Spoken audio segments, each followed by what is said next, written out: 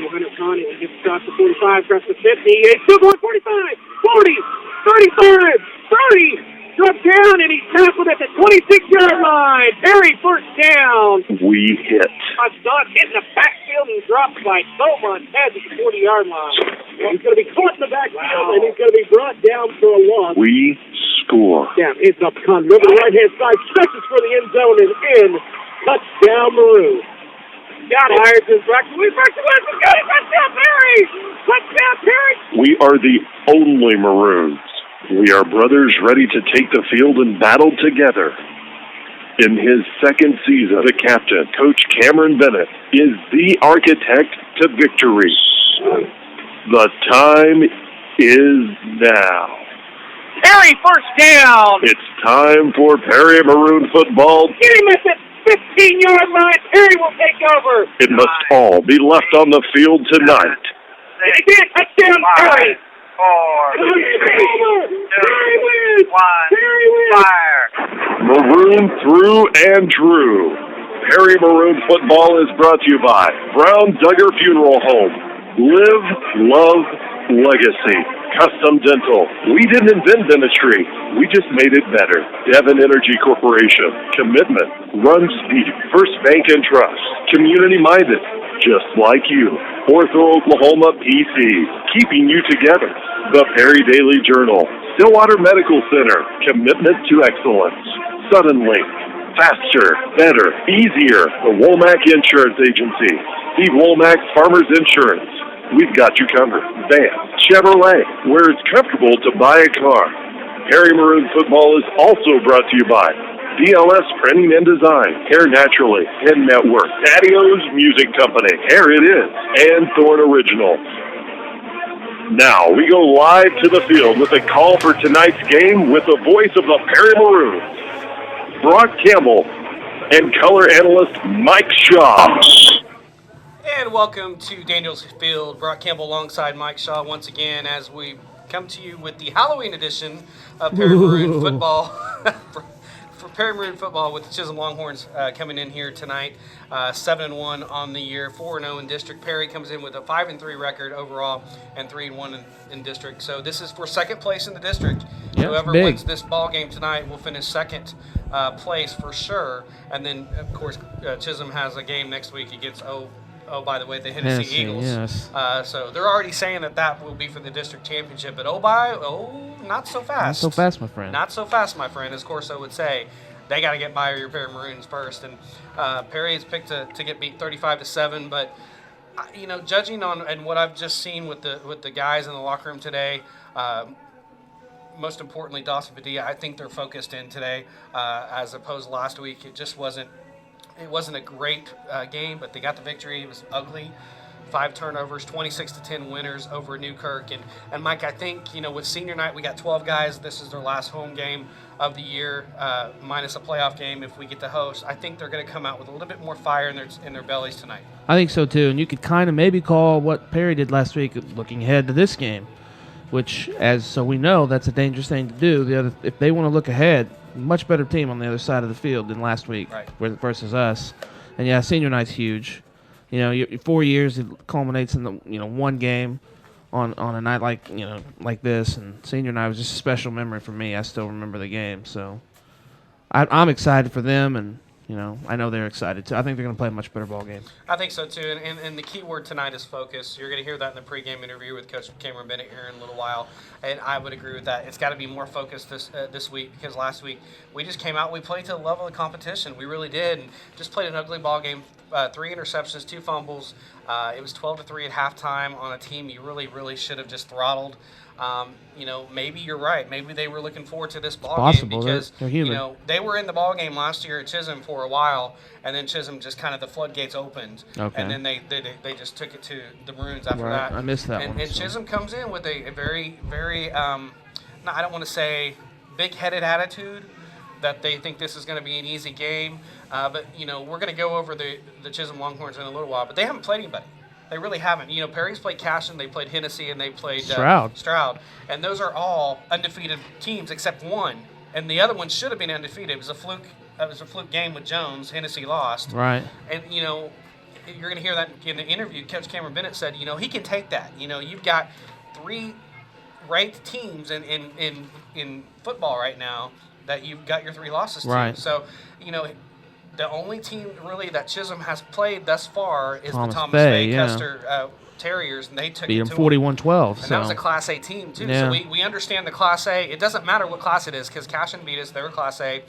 Thomas Bay Custer, Class A. They took it to Chisholm. They handled them pretty well. So, it's going to be a different ball game tonight. Finally got some football weather.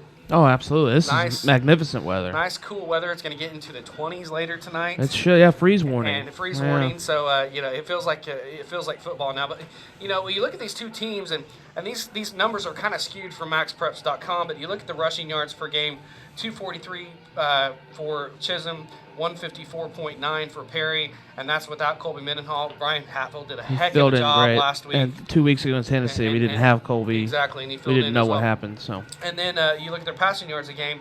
Chisholm doesn't really pass it traditionally, but they did pass a lot against Perry last year, so maybe that's something they saw. 135 yards a game for the Longhorns, 139 for Perry. You look at sacks per game. Chisholm almost has 2 sacks per game. Perry has 2.2. So they get to the quarterback pretty easily. And then points per game, Chisholm 34, Perry with 26. So really, nothing really that screams to me it's going to be a 30-5-7 ball game. Really, it doesn't. Chisholm does come in with a better record, but Perry's hungry, to play like they have, in week 2 and week 3 as well. I think so too. I think a lot of that is Chisholm is now. I know who they played, but Chisholm's allowed 8 points in the district. Yes, they have. It's 2 a game. That's one thing they're looking at. I know, just looking at straight numbers and looking at their defense. They have a good defense, but I still think that 8 total points is a little skewed because of who they played: Pawnee, Alva, Tonkawa, and Newkirk. Yep. Those are legitimately the 4 worst teams in the district. Yeah. So if you have a good ball club, a pretty good ball club at all, you're going to have good numbers. Yeah, it's kind of like Dallas Cowboys. They had a good schedule, and then what what happened? They lose to Washington. You had to bring Dallas Cowboys. I had to. It's an analogy. I don't like. The team. It's just an analogy. They had a weak schedule, and then what did they do? They go and they lose to Washington. My Buffalo Bills and my Detroit Lions are in first place too. So that's true. Fine. That's fine. But anyways, I guess we're not on camera right now because Tyson's looking at something. I kind of am. Tyson's on camera. If you see a big face, it's Tyson. But he wasn't on camera, so now I think we're back on camera now. So, but the good news is Perry's in the playoffs. They have secured a spot in the playoffs. Whether they're going to be second or third remains to be seen. If they win tonight, they will be second. They will be hosting because we have to go to Alva next week, and nobody thinks we're going to get beat by Alva. So, but the good news is we're in. So just key. That's huge. Just gotta make your position a little bit better because we obviously want to host. We haven't hosted for several years. So no, you want to host. You always want that. You always want to play as home as long as you can. Right. So, but anyways, that's we're happy to have you on the broadcast, YouTube, live on City of Perry YouTube channel, channel 59, Sudden Link, and then CampbellCommunicationsOK.com. Click Listen Live. You can listen to us there. Listen on your phone as well, Triple Play Sports Radio Network app, or 1020 AM. So lots of areas to cover tonight. We're happy to have you on the broadcast. We're going to take our first time out. We'll come back with look at the Chisholm Longhorns, the opponent tonight for your Perry Maroons. You're listening to Perry Maroon Football on Triple Play Sports. Joy of big gift or the fun of a spontaneous weekend holiday. You may also know the disappointment of disregarding your plans because you couldn't get to the bank on time. Don't let this happen again. Use your good credit to qualify for our First Freedom account and write your own loan anytime you need extra money for pleasure or an emergency. Know the freedom of having a reserve at your fingertips. Find us at bankfbt.com. First Bank and Trust Company, member FDIC. Integrity, respect, professionalism, and a genuine caring attitude is exactly what you can expect from us at Brown Duggar Funeral Home. We are committed to being available to you every step of the way. We know that losing a loved one is never easy, but it's our privilege, responsibility, and our calling to help ease this process as much as possible. We are avid supporters of the Perry Maroons and welcome you to come or stop by. We're located at 1010 North 7th or call us at 580-336-4444. Brown Duggar Funeral Home. We are here for you.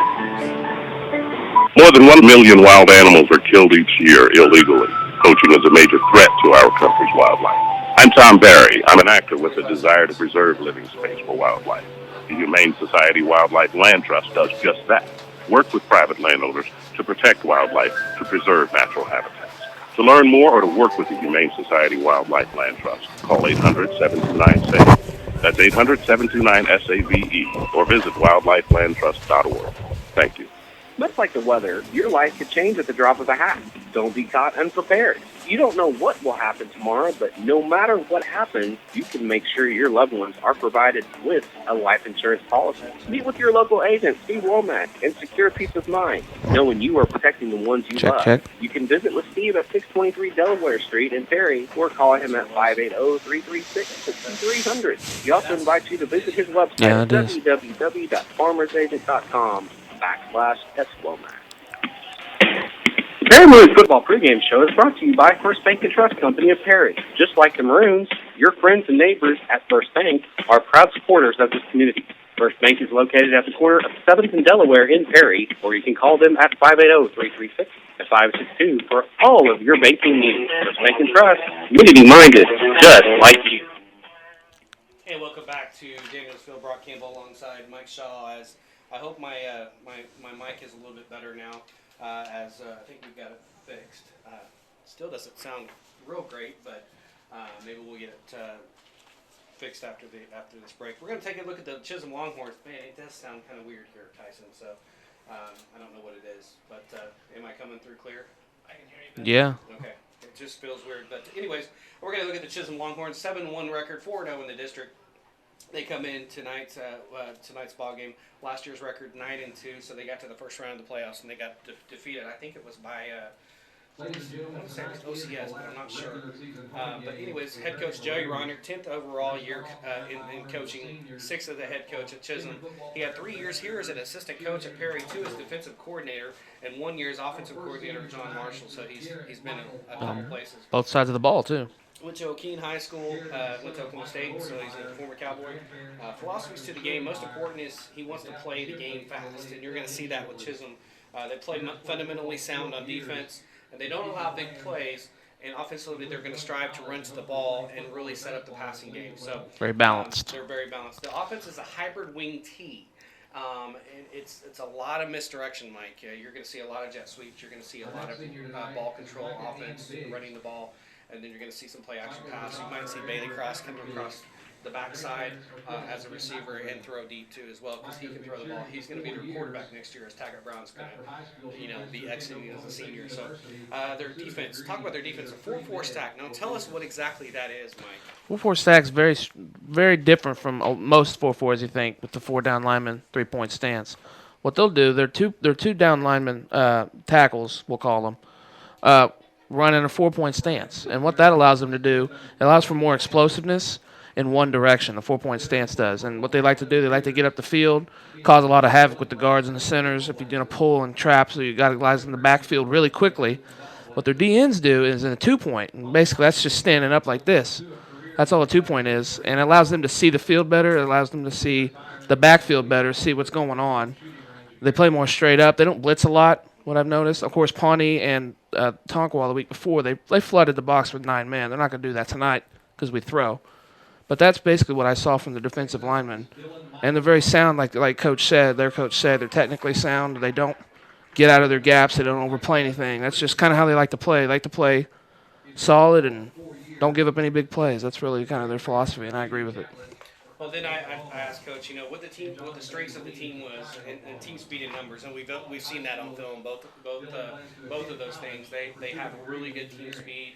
They really run to the ball, and they can run the ball as well. So right. Taggart Brown can get out of jams as well. He can roll out of the pocket. He can take off on you as well. He can hurt you with his legs and his arms. So he's not the typical dual threat quarterback, but he can do both. So you're going to really have to contain him, and hopefully we can meet him at. Have 2 of our players meet at him tonight, right, and sandwich him a couple times. Exactly. So, I think he's the best quarterback we'll see all year. Yeah, I definitely agree. Mendoza's most really complete. Good with Tennessee, right. And he is a dual threat quarterback as well, but he's not going to be as accurate as Taggart. He's just not as he's not as skilled. He'll hit the spots when he needs to, but this kid can beat you. And then the weaknesses, according to Coach Reiner, overall size and youth in a couple of positions, and we have seen that. They do have some senior leadership, but they also have some youth in some of those areas. So maybe that's some areas Perry can exploit, and some weaknesses there to look at. Players to watch this season on the offense: Taggart Brown. We said that he's a quarterback. Britton Yunker is going to be the wing back or the running back, the standard running back. Defensively, he said watch the secondary, and I can agree. These guys are ball hunters. They can defend the pass. They can really, take away your passing game. So it's going to be key tonight, because we've had those problems in the last couple of weeks with Dawson. He's going to have to read his keys and take what the defense gives him. Absolutely. Secondary. Yeah, I agree. And then I asked him what he knows about Perry. He goes, they're vastly improved from last year, which is the truth. A good core of senior players with experience and a good trigger man at quarterback, Dawson Padilla. They are executing really fast on offense and play tough defense, and I definitely attribute to those remarks. And I asked him to give him a little summary of the season so far for his Longhorns. The season's been pretty consistent with the exception of the Thomas game. We said that. We've had some injuries we've had to cover up throughout the year, but our players have handled it really well. That alludes to the weaknesses, too. They probably had some players go down in key positions where they have some youth now. He says some have worked their way back and others have joined the list of injuries, but we have made it work and developed players in a couple positions. So it's going to be interesting if Perry can find those places that they've got some weaknesses on and exploit those. So they've got several players that we're going to watch tonight. They got a big offensive line. Bailey Cross will be the wing back. The slot Luke Ball, he can really go get the ball.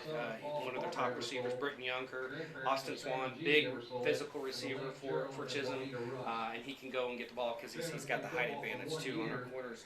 Defensively, you're going to look at Britton Yunker as a strong safety, and then Brock Elmore, Bailey Cross are going to kind of wreak havoc in that Sam and that Will linebacker position. So watch out for them.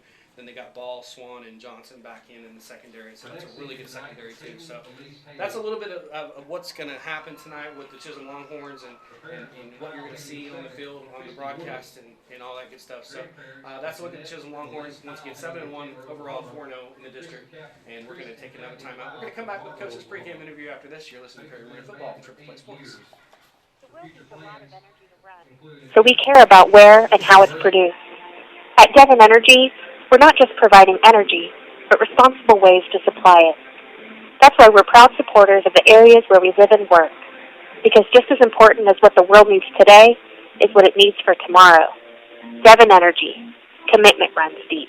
Hey football fans, the crunch, crack, and bang of bones go along with gridiron football. But where do you go when your bones take a hit? Turn to Stillwater's own Ortho Oklahoma. As bone and joint specialists, our board-certified orthopedic physicians join physical therapists and nurses to treat your injuries with hometown friendliness and expert care. At Ortho Oklahoma, we are keeping you together. Learn more at orthook.com or call 405-707-0900. At Stillwater Medical Center, we're asking for more. From our nurses and our staff. We're devoting ourselves to providing unhurried and compassionate care. Our mission is simple, to perfect the patient experience. It's everything you expect from a major medical center. With all the things that you love about a hometown hospital. Learn more about our mission at stillwatermedical.com.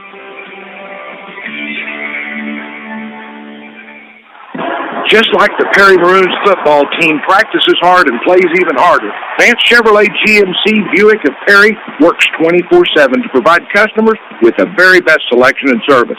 Right now, we're offering a special oil change, filter, and tire rotation for $29.95 and only $69.95 for a diesel oil and filter change. Yes, Vance Chevrolet Buick GMC of Perry, family owned and operated for 19 years, where it's comfortable to buy a car.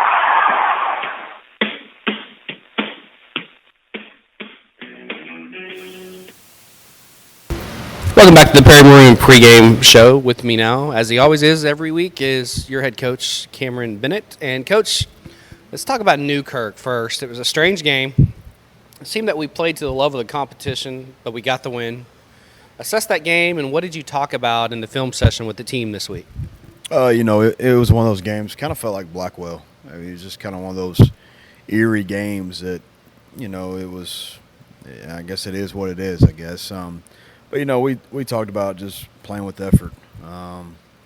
We got to be mentally focused more. We got to play with more effort. We got to play with more heart.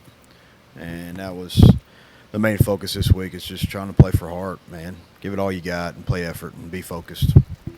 Well, unfortunately, this team has been turnover prone in the last few games, and granted, it's been against some really good competition with Cashin and some other teams like that, Hennessy. Is that just a lack of focus, missing reads, or just a combination of all things in your opinion?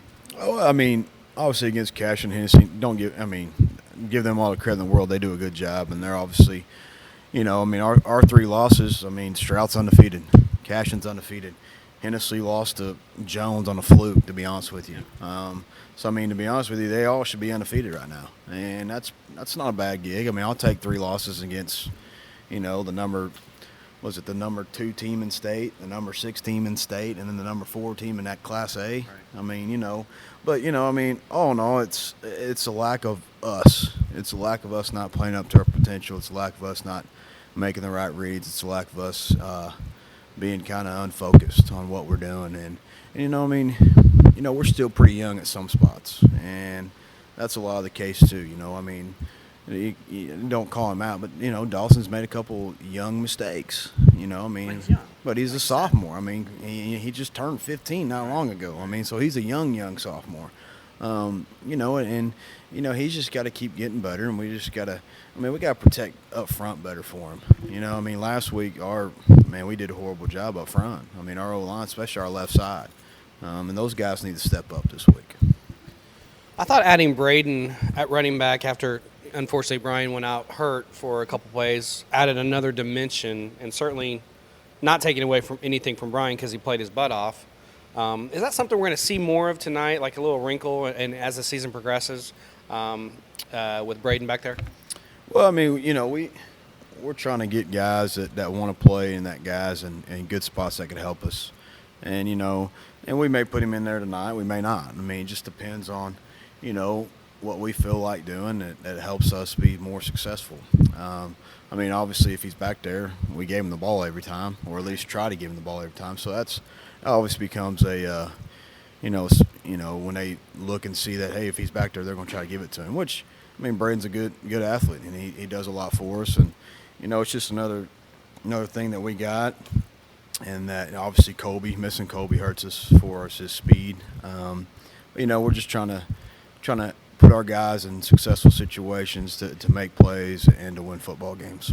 I brought that question up because the Newkirk radio crew brought that up last week, said that was a good thing to put in, and it gave us another gear, I guess, so to speak, and some of the Newkirk people said that. But let's talk about Chisholm now. They're a big team and a fast team, coached by Coach Joey Ronert. He used to coach here several years ago. Let's talk about them offensively and defensively, and how are we going to navigate them on both sides of the ball. We've got players like Taggart Brown, Britton Yunker, and Austin Swan to deal with. Just talk about what they're going to bring to the table and how we're going to defend that.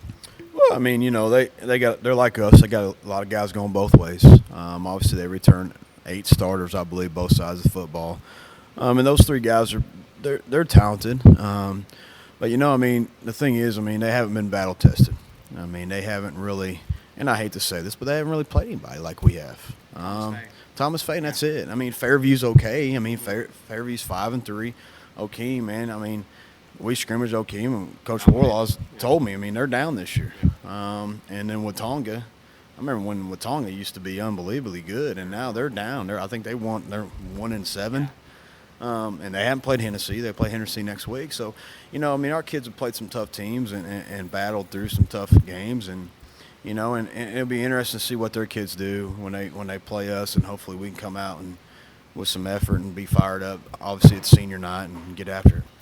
Well, yeah, obviously you said it's senior night. Let's talk about those 12 guys that we're going to have the last game, hopefully not the last game of the season, but the last regular season game. And that's Braden Sweet, Brian Hatfield, Joe Rupp, Chandler Ebersol, Garrett Byer, Dylan Buck, Spencer Hartwig, Devin Blansett, Andrew Randall, and Dakota Heath, Matt Jones, and Barrett Swant.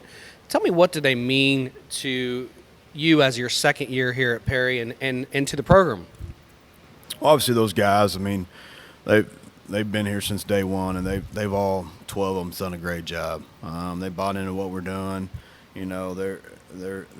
They're great kids. Obviously, we don't want to talk about it because we still have at least 3 games left, but we're going to miss them. I mean, they put in some hard work in the off season. They've gotten better, they've gotten bigger, they've gotten stronger, they've gotten faster, and they're going to be missed. Well, let's talk about the keys to tonight's game against the Chisholm Longhorns. Obviously, we kept it pretty close for a little while last year at Chisholm, and then the floodgates open. We've got some other players in different positions this year that we can probably defend better. So let's talk about the keys to tonight's game, getting that sixth victory and your fourth in the district. Effort.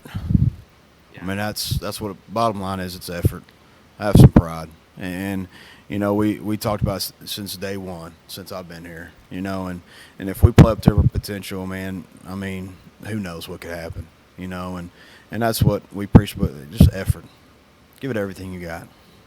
Well, now let's talk about the Saturday picks, which is our fun segment of the pregame, which is not real fun for me because I'm down by 2 games. And last week you picked West Virginia, and they killed my Cowboys 34-10, and I took Nebraska, you took Nebraska, and Nebraska took care of Rutgers. This week we've got OSU at Kansas State, Oklahoma at Iowa State, Tulsa at Memphis tonight, and Purdue and Nebraska. I'm going to take Kansas State. I know you're surprised. I'm picking the upset, Iowa State, at home. It's an 11 o'clock game. Sooners are not going to be ready, I don't think. I'm taking Memphis, and I'm taking Nebraska. All right, well, I'll take Kansas State, obviously. I'm going to take Oklahoma. Okay. So there may be one of your games you try to get back. I hope so. I'm obviously going to pick Memphis. I mean, you think Tulsa could pull one out, but they're scary. And obviously I'll go with the Cornhuskers. Well, Coach, I appreciate your time as always, and good luck tonight, and get that 6th victory on the year in your 4th in district. Thank you. Appreciate it. And that was Coach Cameron Bennett, your Perry Maroon head football coach, with the pregame interview. Keep it right here because on the other side of the break, we're going to have the district roundup and talk about some area teams around the Perry area that's in action tonight. And then we'll have another break. We'll have the keys to tonight's game and the opening kickoff between your Perry Maroons hosting the Chisholm Longhorns on senior night here at Daniels Field. You're listening to Perry Maroon Football on Triple Play Sports. Make your dreams come true. We lend money. Money for vacations, weddings, homes, autos, trucks, farm equipment, home improvement, and new businesses. Now it's even easier with our online app at bankfbt.com. It's quick, convenient, and secure. First Bank for all of life. First Bank and Trust Company is an equal housing lender. Member FDIC. Hey, Maroon fans, are you looking for a great dentist? Look no further than Custom Dental and Dr. Dewhurst and let your fear disappear. Have you heard about the Maroon Fan Special? Be one of the first 10 callers and take advantage of our Let's Get Acquainted appointment and get $100 off any new dental services found needed by Dr. Dewhurst. This Let's Get Acquainted appointment includes exams, x-rays, and a private consultation for only $38. Don't wait. Call 336-2310 right now and tell our team you want the Perry Maroon Fan Special. Go Maroons, go! Duty. Neighbors united for the common good. Honor. The faith that dedication to a noble cause is right, just, and good. Country. A vow to support our nation's people during desperate times. Duty. Honor. Country. We're the Army National Guard. Call 1-800-GO-GUARD. The Army National Guard. You can. Sponsored by the Oklahoma National Guard. Aired by the Oklahoma Association of Broadcasters and this station. Hi, this is Brock Campbell, owner of Campbell Communications. I'd like to take this time right now to thank our contributing sponsors for the 2014 Perry Maroon football season. DLS Printing and Design, Here It Is, Hair Naturally, The Pin Network, and Thorn Originals. Thank you for your generosity, love, and support of Campbell Communications and the Perry Maroons. Without you, our broadcasts are not possible. Thanks again, and go Maroons!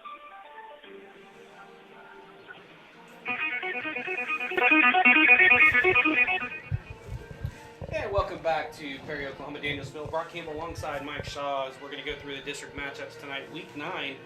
Can't believe it's already week 9, October 31st of 2014. We got Christmas right down the way. I cannot believe this year has flown. Yeah, the Christmas music will start up soon too. I know. Unfortunately. So, anyways, let's look at the district first of all. The 1-7, 0-4 Pawnee Black Bears are going to go visit the 0-8, 0-4 Alva Goldbugs. Who's going to get a victory tonight? It's going to be a good one. It's an offer. So somebody's going to get a district victory tonight. Something's got to give. Something has to give. So we wish both those teams very, very good luck in getting that district win. And And hopefully it's not Alva because we don't want any momentum. Yeah, exactly, any confidence. But the next matchup, 2-6, 1-4, Tonkawa is going to go to Crescent, take on 0-8 Crescent. Crescent is 0-8. Wow. And 0-5 in the district, believe it or not. 4-4, 3-2, Newkirk is going to be up the road here, taking on number 5, number 3, the Hennessy Eagles. There we go, Tyson, right there. There we go. That's why he's not the best in the business for nothing, people. He got me sounding better. So yeah, I agree. That's good. So Hennessy 7-1, 4-0, taking on Newkirk. Hennessy's going to be all over Newkirk tonight. And then, of course, the number 13 Chisholm Longhorns here to take on your number 17 Perry Maroons. Chisholm 7-1, 4-0. Perry 5-3 and 3-1 in the district. Last week's scores: Alva was defeated by Tonkawa 27-6 at Tonkawa. In Hennessy, the Oklahoma City Legion gave Hennessy kind of a battle. It was 53-30. That was the final. Chisholm 37, Pawnee nothing, and then Perry took care of the Tigers of Newkirk 26-10 in ugly fashion last week. But a win is a win, and they're 5-3. So that's it. All other area teams in action tonight: the 3-5, 0-4, number 9 ranked Enid Plainsman, and that's the reason they're ranked number 9. I think there's only 10 in 6A2, so they're 3-5 and they're ranked number 9. Well, there's 15. Oh, there's 15 or okay. 16, and they split it right down the middle. Well, they're going to be over here just north, actually southeast of us, taking on the number 6, number 7 Stillwater Pioneers. Stillwater has to win out to make the district, to make playoffs. So we'll see if they can get that taken care of. Last week they put it to PC West 55-21. Class 5A, the 6-2, 4-1, number 9, number 10 ranked Carl Albert Titans are going to be up the road at Guthrie, taking on the number 1, number 2 Guthrie Blue Jays 8-0, 5-0. Last week Guthrie all over Southeast 48-0. In Class 3A, 5-3, 3-2 Perkins, number 24 is going to be out of class, taking on the number 8 ranked 2A Lindsay Leopards. Perkins took it on the chin to Kingfisher 37-0 last week. In Class A, 8-0, 4-0. Right up the road as well, just to our east, number 8 Kiefer is going to be visiting 7-1, 4-1, number 14 Morrison Wildcats. The Wildcats have their hands full tonight because Kiefer is a very good football program. Morrison beat Yale last week 40-6. Class B, 6-2, 4-2 Garber will be taking on the 7-1, 5-1 Depew Hornets at Depew. Last week Garber won 48-0 over Woodland. And then in Class C, the Timberlake Tigers, 2-6, 2-3 are going to be right up the road, taking on my other partner Tyson Davis, the Covington Douglas Wildcats, 4-4, 3-3, as Covington's trying to make the playoffs. Last week, Covington got it handed to him by Deer Creek Lamont, 53-6. So, looking at the district standings. Right now, coming into tonight's ball game, Chisholm and Hennessy tied at first at 4-0 in the district, followed by the Maroons in second, 3-1. Newkirk follows at 3-2 in fourth place, 1-4 Tonkawa after that, 0-4 Pawnee, and 0-4 Alva. You look at the two schools right here, Chisholm, like you said, only giving up 8 points in the district, and Perry's given up 20 in the district. So it's going to be, whoever wins that battle of attrition tonight, Perry's going to have to get some points on the board to beat the Longhorns. So let's look at the district roundup and the area schools in action tonight. We're going to take another timeout. We'll come back with the keys to the game and the opening kickoff. You're listening to Perry Maroon Football on Triple Play Sports. Stores, you have high expectations. At Stillwater Medical Center, our physicians, nurses, and staff understand. And we're ready to accommodate you. Our team provides the personal care you expect from a hometown hospital and supports it with cutting-edge medical technology. It's the patient experience perfected. Learn more about our mission at stillwatermedical.com. Integrity, respect, professionalism, and a genuine caring attitude is exactly what you can expect from us at Brown Duggar Funeral Home. We are committed to being available to you every step of the way. We know that losing a loved one is never easy, but it's our privilege, responsibility, and our calling to help ease this process as much as possible. We are avid supporters of the Perry Maroons and welcome you to come or stop by. We're located at 1010 North 7th or call us at 580-336-4444. Brown Duggar Funeral Home. We are here for you.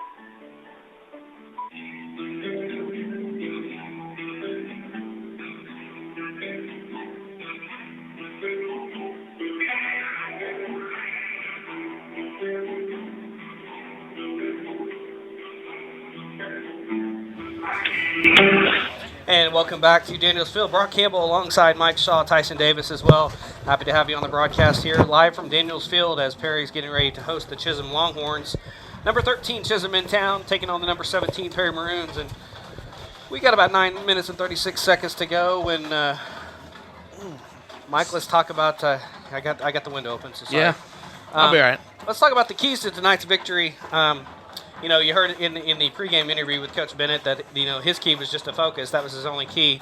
But let's dig in a little deeper. Let's talk about some of the keys to tonight's game if the Maroons are going to win this ball game and get in that second position. Okay. Well, my keys go along with coaches. Play clean. That's my first key. Perry had 9 penalties and 5 turnovers. Last week versus Newkirk, 2 turnovers versus Hennessy. You need to play much cleaner. They got bogged down in their inside the 10 a couple times with a couple of false starts. You got to correct the penalties and the turnovers to win the ball game because Chisholm's very good at scoring off turnovers. Get off the field on defense is my second one. Chisholm had 30 first downs and 18 and 27 on third down conversions the last 2 games versus Tonkawa and Pawnee. 5 touchdowns the last 2 games on third down by themselves. So that's a huge key. And then last week, even though it was an ugly game, we still had 16 first downs versus Newkirk. Keep moving the chains. Keep working the clock. Use the ball control. You get the first downs. You take, as long as you have the ball, the less they can have the ball. So those are my three keys for the game. I read these, Tyson, and I still screwed up. So wouldn't have mattered when I did it on camera or not. Well, I would agree with that, Mike. Focus is a big part of the ball game tonight for the Perry Maroons. I'm going to put this right here. I limit turnovers. I mean, Perry has been turnover prone the last couple weeks. Like, granted, it has been against better competition than, what Chisholm has probably played. But, Dawson Padilla, he's only 15, but, he's learning on the job, But he needs to take what the defense gives him. He cannot force anything. I felt like he forced a couple things last week. That interception with Sparks in the end zone, just threw it right to him. Just several things that he was trying to, thread the needle. And he's just got to be a little bit more patient with his opportunities. There's going to be some big play opportunities tonight. He's just going to have to really figure out when he's going to throw the ball and when he's not. But on the flip side, Chisholm's a much more physical and bigger team. If he's going to run the ball, he needs to get down quick because we can't afford any injuries to the quarterback position. And I want Brian Hatfield needs to run like he did last week and be tough and everything between the tackles. And I just want to see some heart from this team. The last couple of weeks, it seems like we've kind of been deflated. And after that Cashion game, we keep going back to that.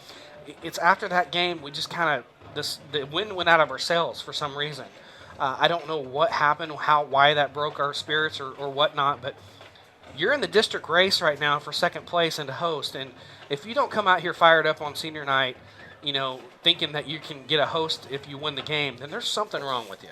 Absolutely. And I'll give it up to you. I remember after that Cashion game, you were saying, well, I just hope this doesn't kind of, you said derail, and I don't think you meant it that way. You were just upset after the loss. But you said, I hope this doesn't derail our season. And you're right on the money. They've seemed to just play very differently after that game. I don't know what happened either. Usually might be some of the young, not everybody's young on the team, but there are a lot of key players are young, and sometimes they're not as resilient yet. But senior night's huge. I still remember senior night, like I was alluding to earlier, and it's 4 years, and you're going to miss the guys, and it's Tyson said before the game, it's one more last thing you do before graduation, it's just another stepping stone in that direction. Sometimes that can be scary, but you'll miss the guys you play with and playing on the field in front of the home fans and all that jazz. Well, we've got the captains tonight, the seniors, Joe Rupp, Garrett Byer, Dylan Buck, and Braden Sweet for the Maroons, and then you've got looks like 8 captains for the Chisholm Longhorns coming out. Probably 4 are going to stay on the sideline, 4 are going to come across. But anyways, also fans, if you're interested in sponsoring for the basketball and the wrestling seasons, please give me a shout. Go to the CampbellCommunicationsOK.com website, click on contact. All my contact information is there. My phone number, my email. I will be moving to Stillwater within the next month or so. So Campbell Communications will be relocating to Stillwater so we can get closer and do some more Perry events. Talk to Tyson next door here, and we've been talking about the basketball and the wrestling season. We would like to cover all the home events if it's feasible for Tyson as well. With the exception of Blackwell, we're going to cover the Blackwell away basketball game and the Blackwell away wrestling match. So I think that's where we're going to go this year. I think all the games that we cover for basketball and the matches for wrestling will be all home contest.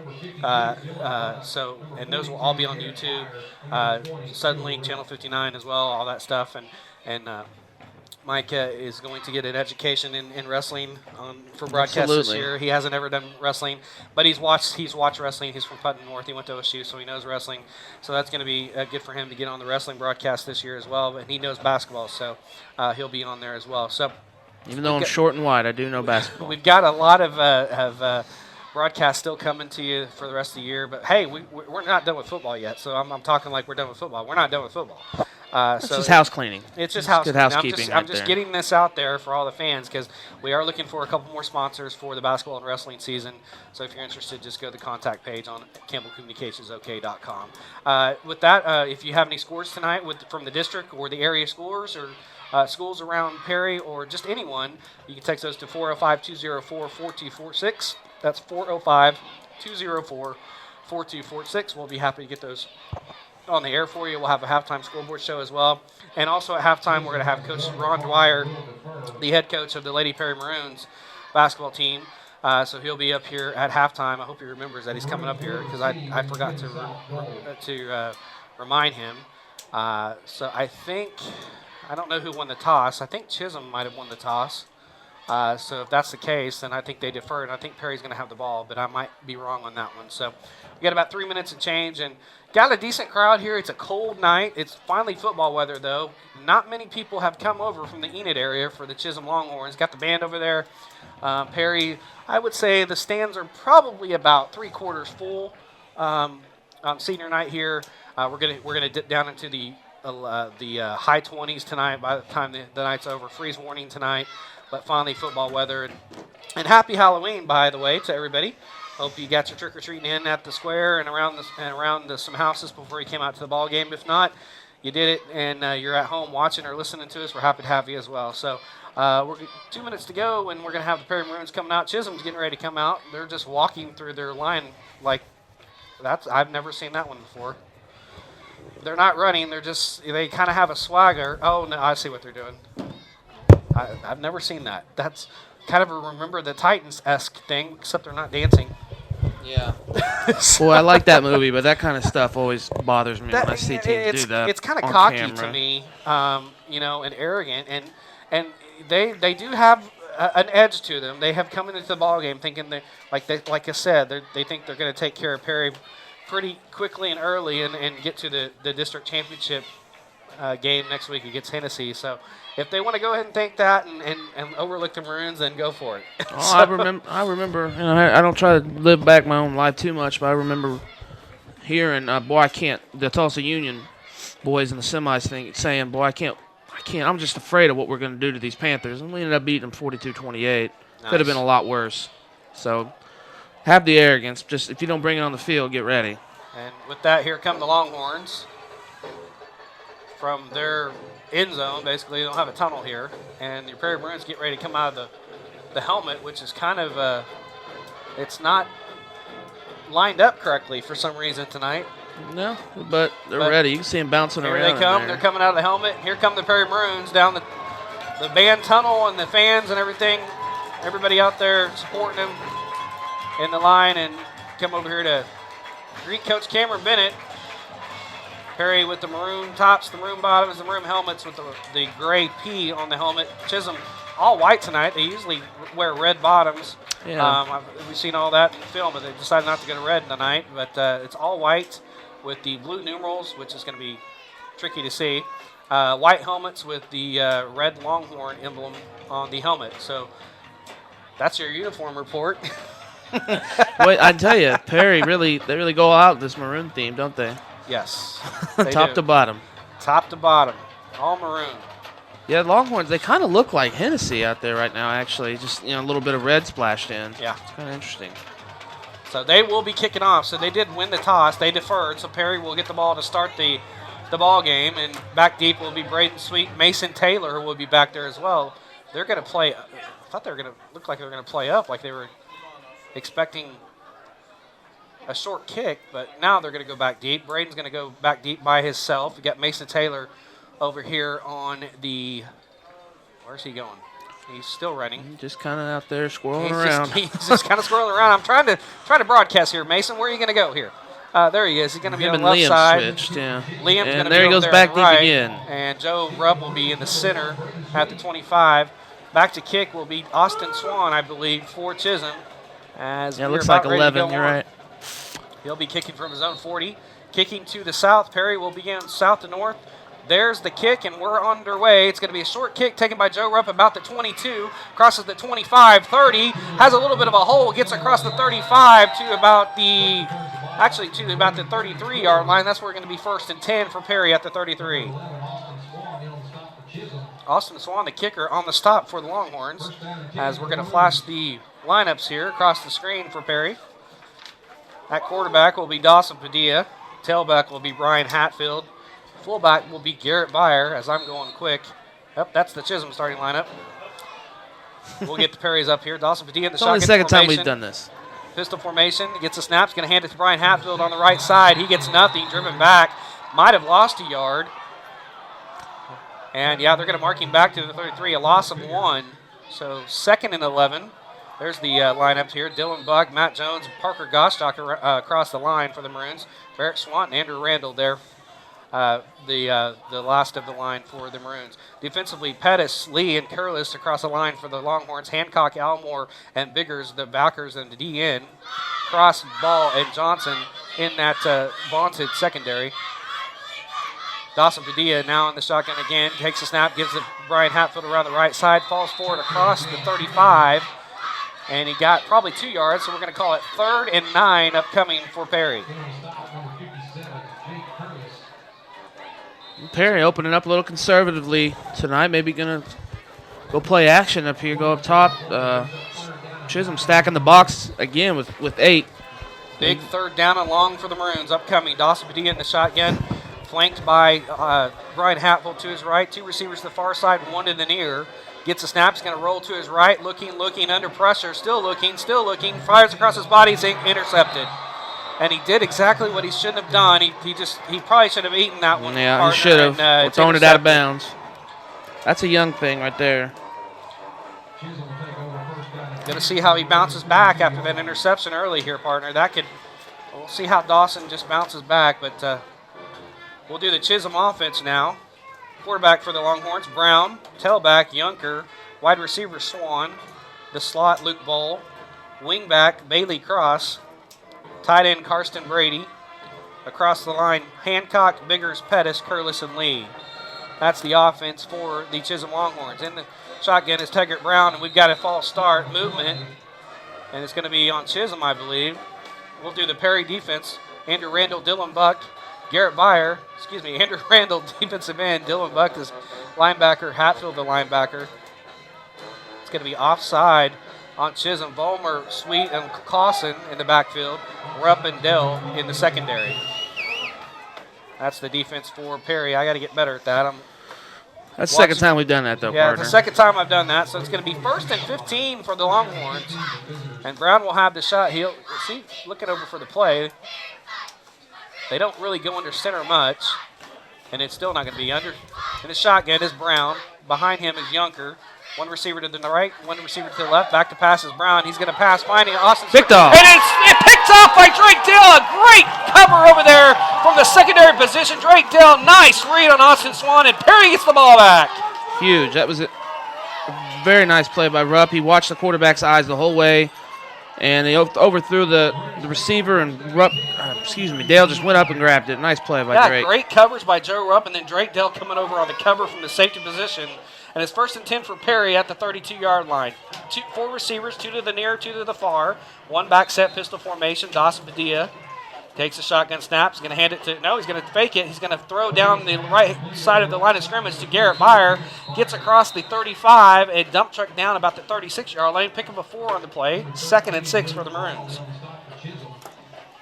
Well, I tell you, that play by Dale was really impressive. He went up to the top of the apex and grabbed that ball. Great interception. It definitely was, partner. Good call there. And It's 2nd and 6 for the Maroons. Who was that kid? That was Byer, right? That was Byer, yes. Yeah, sorry. Padilla in the shotgun formation, 4 receiver set again, 1 back set. Gets the shotgun snap, hands it to Brian Hatfoot around the left side, makes 1 miss, makes another miss, gets almost up to the 40-yard. They're going to give him the 40-yard line. That's a pickup of 4. That's going to be a 3rd and 2 for Perry. Actually, they gave him the 39, so a 3rd and 3 upcoming for the Maroons. I think that pick's should really energize the boys on third down's huge right here. Big 3rd down coming for the Maroons here. Shotgun formation, 4 receiver set again, 1 back set. Pistol formation again. Dawson Padilla gets a snap. He's going to hand it to Brian Hatfield around the left side. Tries to fight his way up to the 1st down. He got 2. He needed 3. It's going to be about 4th and 1. Interesting call here for Coach Cameron Bennett. Yeah. And they're no, they're not. They're going to. Looks like they're going to punt it. Yeah, it looks like they are going to punt it. 4th and inches. Man. It's very short. It is close. I think on the other side of the 50, they'd probably go for it. This is a smart play. Yeah, you don't want to risk anything this early. So 4th and inches. Perry back to punt. Garrett Byer takes a snap, puts a boot into it. A wobbly kick down the center of the field. Taking it at the 30, cuts back to 35, 40, and trying to get the corner across the 45, 50, and he's going to be drugged down about the 48-yard line. So really, in essence, it was about an 8-yard punt. Yeah, it was a good return by McKay. He looked good on film. He had a couple of nice returns. 8-yard punt. Previous 2 games. The referee, see if he's going to give me a timeout signal. He's not. So we're going to keep it right here.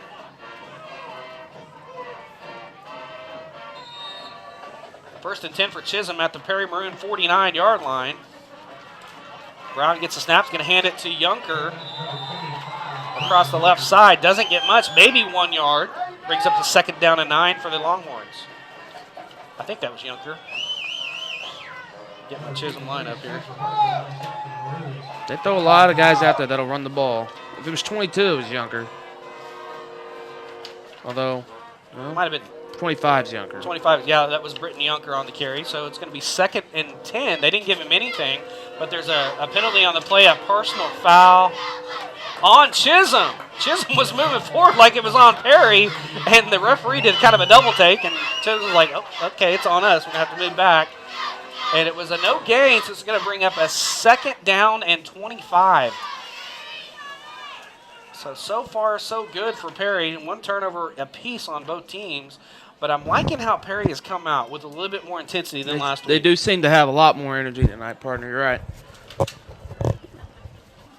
Coach Reiner's out there trying to get an explanation on what That was happened. Bennett. I didn't see what the personal foul was. Did you see anything, partner? No, I didn't. I was trying to figure out who the heck ran the ball the last play. They're going to move him back to the 40. Yeah, the 35 is where the ball is going to be placed. No, about the 36. So it's going to be a 2nd and 24 for the Longhorns. And you need to keep him here. You need to keep him in a long situation here, partner. Yeah, because they're very good at getting 3rd downs, converting on 3rd. So keeping them 3rd and long is essential. 2nd Going and under 24. center. Under center is Brown. Receiver comes in motion. Now he's going to roll out to his Got left. him. Pass across Got his him. body. Has 1st down and more. That's number 10. Brady. Karsten Brady across the 40. Falls forward to about the 36-yard line. That's a huge pickup. How many yards is that, partner? Where's he? 36? Yeah, 36. It's from, where were we at? It was at the own 36. So that's 28 yards. 28-yard 1st down play on 2nd and 24. Brown under center again. 1 back set. Receiver comes in motion to give us to Yunker, and he goes nowhere. The ball's on the ground. And I think Brown got it back, or maybe Perry got it. I think they did, partner. Perry falls on it. It's a 1st down for Perry. We're going to take a timeout. You're listening to Perry Maroon Football on Triple Play Sports. Hey, Maroon fans, are you looking for a great dentist? Look no further than Custom Dental and Dr. Dewhurst, and let your fear disappear. Man, 2 turnovers. Maroon fan special, be one of the first 10 Sloppy game so far.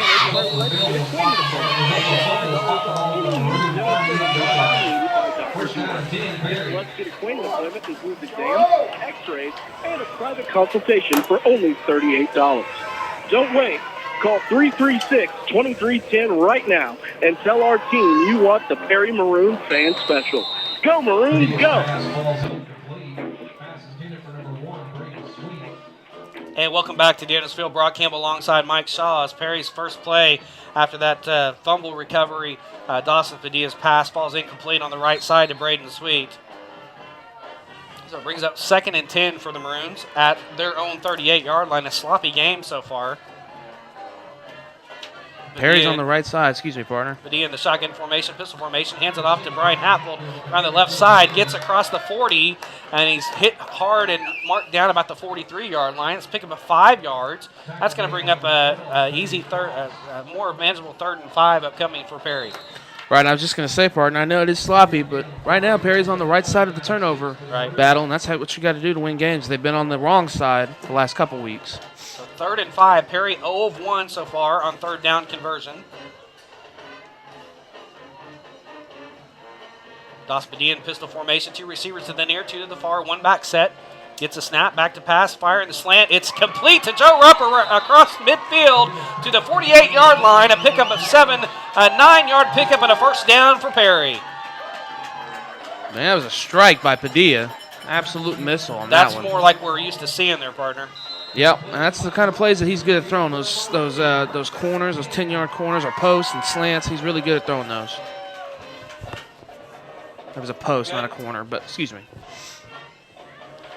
Across the Dawson Padilla fires. Is that complete over there? No, it's incomplete. I think he dropped it. And it's complete over there on the right side. So it brings up 2nd and 10 for Perry. And we've got an official timeout. And we're going to take another timeout. You're listening to Perry Maroon Football on Triple Play Sports. To win football games, it takes great coaching, hard work, and talent. To stay in business for 19 years, Vance Chevrolet GMC Buick of Perry has valued its customers, providing them with friendly, outstanding service and the best prices around. Our customers tell us we're a comfortable place to buy a car. If you haven't experienced the Vance Perry difference, come by for a visit. You'll be glad you did. Vance Chevrolet GMC Buick, family owned and operated for 19 years. Where it's comfortable to buy a car. And welcome back to Daniels Field. Brock Campbell alongside Mike Shaw. Dawson Padilla back to pass under pressure. He's rolling out to his left. Finds Garrett Byer across the 45 and punched out of bounds at the 43-yard line. Yeah. Dang, I thought he got more, but he stepped out. And he got 5 yards up from the 48 to the 43. But a good job by Dawson finding somebody over there under duress. Yeah. Fired across his body once again, which is a cardinal sin. But I want to thank referee Ernie Newland for working with us and getting our breaks in. He's been doing a really good job to stop the game just for us. So Padilla in the shotgun formation, 4 receiver set, 1 back set. Gets a snap, back to pass, going to fire to Braden Sweet down the right side. It is incomplete, and he dropped it. So it's going to be 3rd and 5 for Perry at the Chisholm Longhorn 43-yard line. And that's another 3rd down attempt that was not converted. I think they're 0-2. So now Perry's going to have to punt. Garrett Byer in punt formation. But so far, liking the body language of this Perry Maroon team. Yeah, much better effort so far just early on. And you put the doubt into Chisholm's mind, too. They've turned it over twice. Garrett gets a boot into it. A good punt. And Swan's going to have to make a fair catch, and he does. And it's going to be at the 10-yard line. So a great punt by Garrett inside the 20. So that is a 33-yard punt. And that was inside the 20. And Chisholm's going to be backed up at their own 11-yard line, so we'll call it a 32-yard punt. So it's at the 11-yard line, 1st and 10 for Chisholm at their own 11. Taggart Brown now in the shotgun formation. 3 receivers to the near side, 2 to the far side, an empty set. Brown gets the snap, back to pass, looking down the seam, and he's off the hands of Junker, and he was open, partner. Just down the seam, right down the center of the field. That's a part of the field that Perry has been beat pretty consistently all season, actually. And it's just a spot where teams are noticing and they're trying to take advantage. Well, Junker just comes out of the backfield and he just finds a little a pocket in that zone. And, boy, it just went off his fingertips. So 2nd and 10 for Chisholm. Taggart Brown under center. 2 receivers to the far side. Now there's a jet sweep around the left side.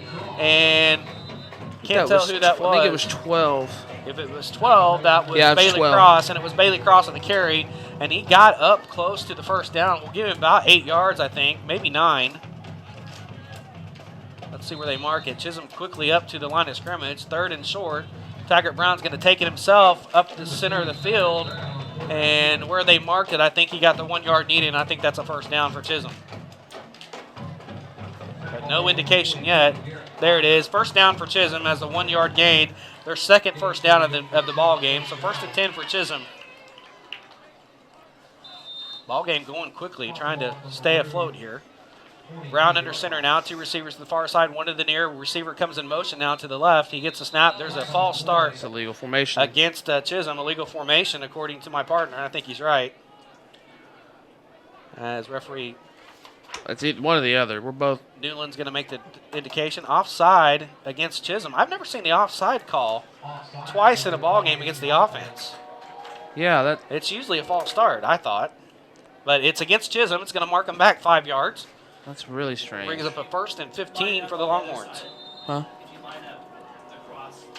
Yeah, Tyson was saying he's probably lining up across the formation, the line of scrimmage. So 1st and 15 for the Longhorns at the 17-yard line, their own 17.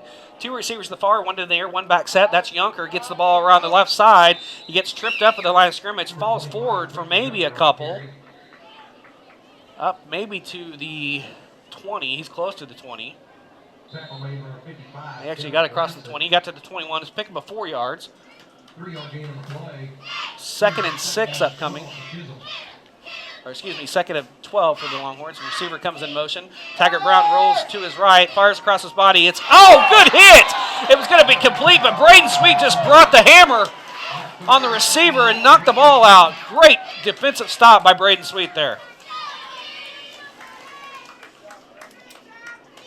And that's going to bring up a 3rd and long for the Longhorns. 3rd and 12, we'll call it, for the Longhorns. They're going to have 3 receivers to the near side, 1 to the far, 1 back set in that pistol formation. Brown in the shotgun, Yunker behind him. Gets a snap, high snap, back to pass. He's rolling to his right. Now he's going to pass across his body. It's incomplete and off the hands of number 13. Luke Ball, and he doesn't drop many, but it's going to be 4th and long for the Longhorns, and Perry has held. That's a big stop there for the Maroons. I am tongue twisted tonight. Absolutely, partner. And it's already, I think, 0 for 2 on 3rd for Chisholm. So already taking them out of their rhythm. It's very key for the defense, and they're doing it. Austin Swan back to punt for the Longhorns. Punting to Drake Dell. Stands about his 44-yard line. Snap back. And he bobbles it. And he's under pressure. And he's going to have to throw the ball. He kicks. He does get a kick. Great kick there. How the heck? Very good kick under duress by Austin Swan. And he somehow gets it out of there. And he gets it. He kicks it to the 44-yard line of Perry. And Perry, a very good opportunity to get somebody back behind and get a very good field position, but he just got to give it to the kid. That was a great play. Yeah, no panic in him. He knew, he was going to try to throw, then saw he had an opening to kick and kind of rugby-styled it and still got off a really good kick from the way he had to do it. That was Bailey. Impressive. That was Bailey Cross on the punt. So my bad, it was not Austin Swan. Perry has the ball 1st and 10 at their own 45. 2 receivers to the far side, 1 to the near. Pistol formation. Braden Sweet comes in motion, gets a snap. Dawson Padilla fumbles it. He's going to get back on. He's going to lose 5 yards to the 40. Yeah, it looked like they were going to either fake it or do a little jet sweep there to Sweet, which we saw last week, I think. That was a little option last week, but try to get the ball to Sweet's hand, and he just he lost sight of it, Dawson did. Well, and the weather's going to have a part in it. This is the first cold weather game we've had since Crescent, I think. Remember, Crescent was kind of unseasonably cold. That ball feels a little bit different in the cold weather. So 2 receivers to the far side, 1 to the near, same formation. And we got 2 backs.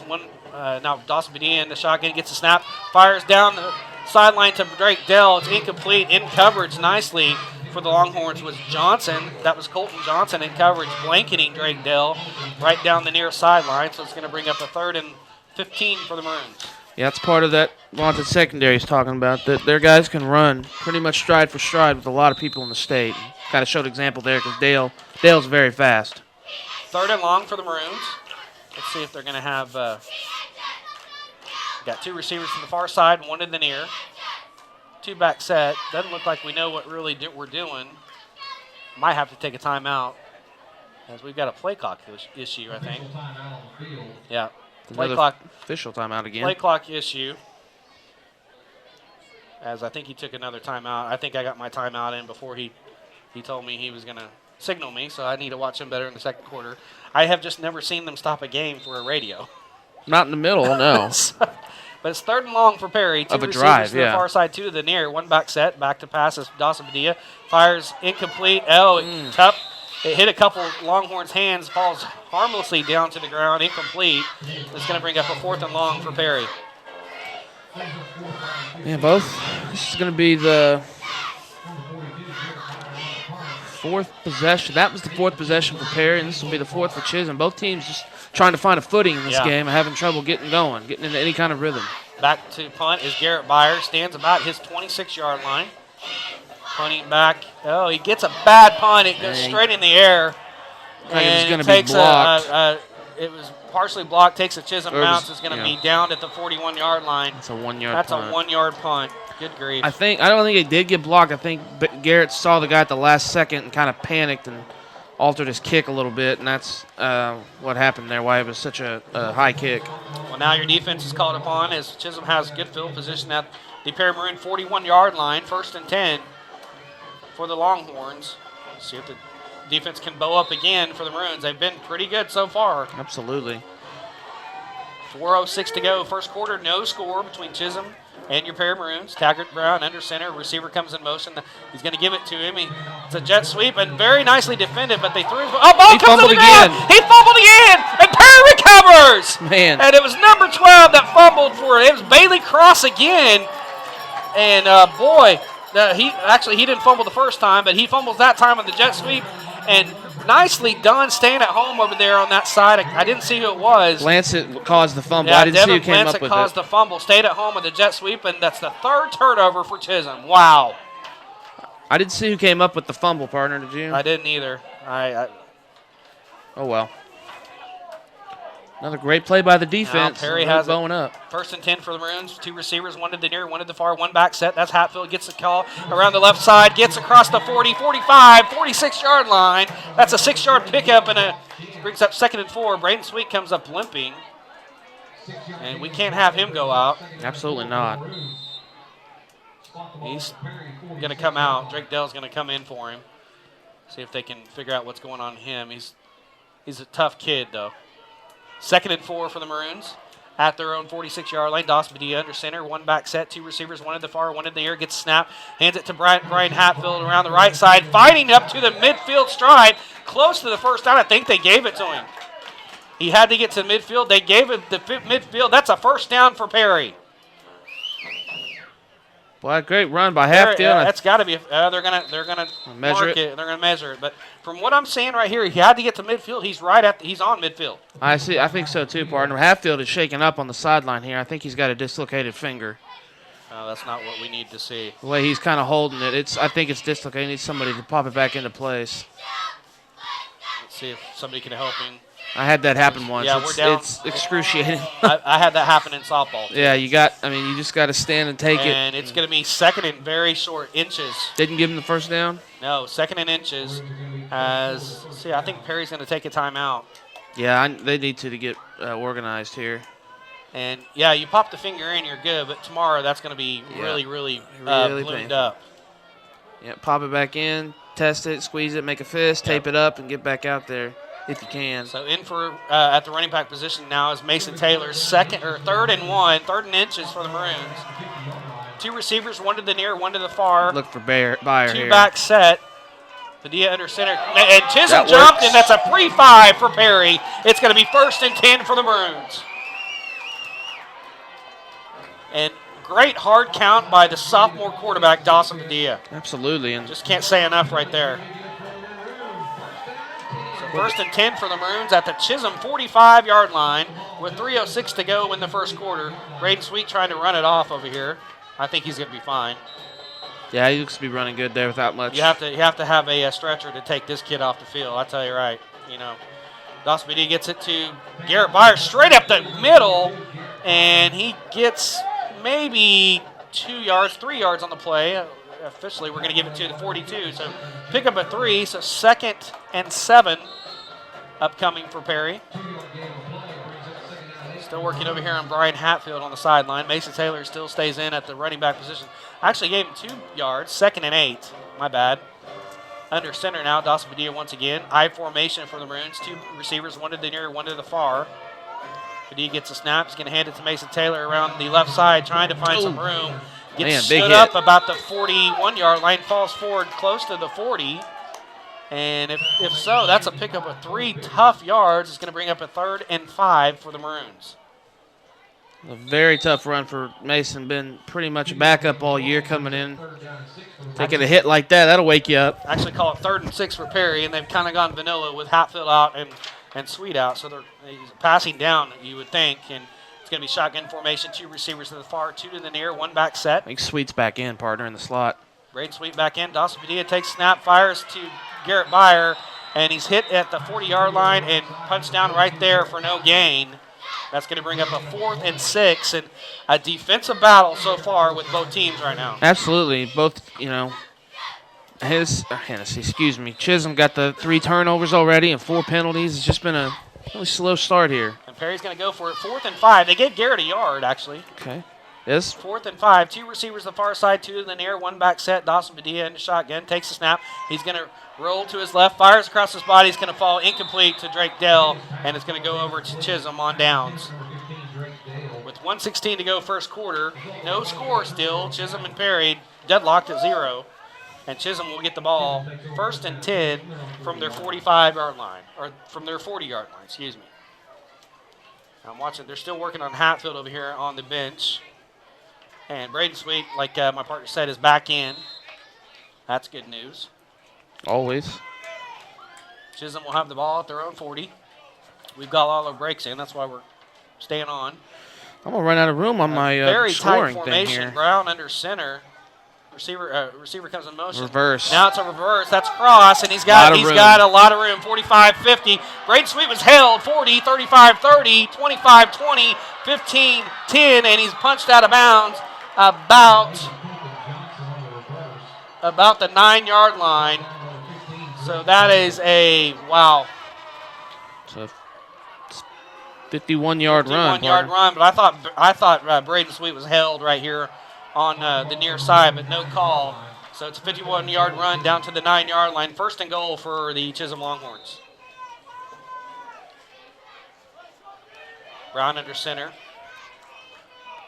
Gets the snap. He's going to hand it to Yunker around the left side. He goes nowhere. Stacked up at the line of scrimmage and driven back. No gain on the play. Brings up 2nd and goal for the Longhorns. Shows you how something's wrong with the game clock. It's not moving. I hope the officials are alerted to that. It's still stuck on 104, partner. Yeah, Coach Bennett's saying the clock needs to move. I don't know what's going on with the play clock. They need to wind about 20 seconds off still because that whole play was off. They're not going to. Well, that's two-way football for you, folks. 2nd and goal for Longhorns. Brown gets a snap. Back to pass. He's under pressure. He's going to be sacked back at the 15-yard line. A 6-yard loss. And in there for the Maroons was Spencer Hartwig. Bulmer. And Bulmer for the Perry Maroons. Also Devin Blanson in there to clean it up. And it's going to be 3rd and goal from the 15 for Chisholm. Can't say enough about this defense tonight so far.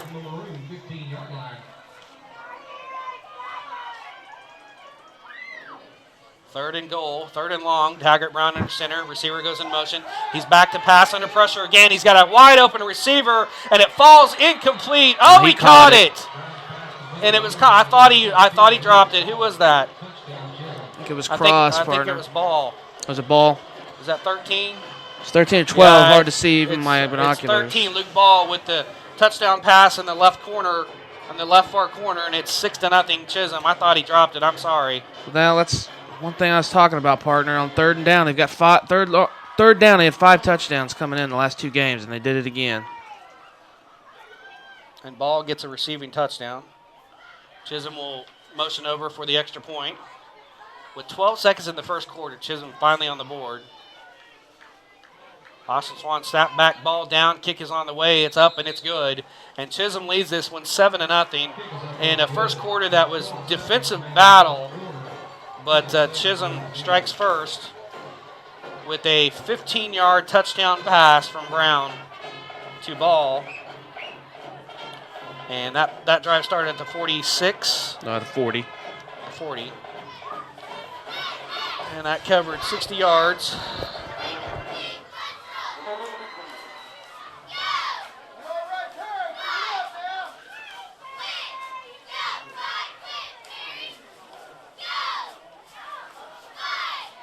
And it's 7-0. Chisholm on top here, just almost at the end of the first quarter. And we'll have to see the status of Brian Hatfield. We really need him to come back. We're so thin at running back right now. It's not funny. Yeah, he's not even really moving or using his left hand. Braden Sweet comes to the sideline. They're going to keep him out of the kickoff. He's still nursing an injury. But he's a tough kid. He'll be back out there for offense, no doubt.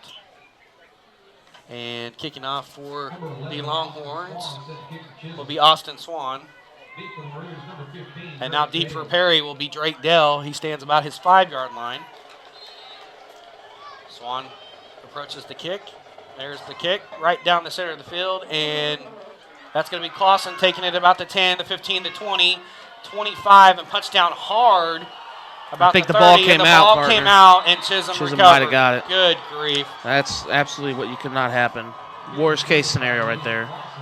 Ball control again is coming back to haunt us.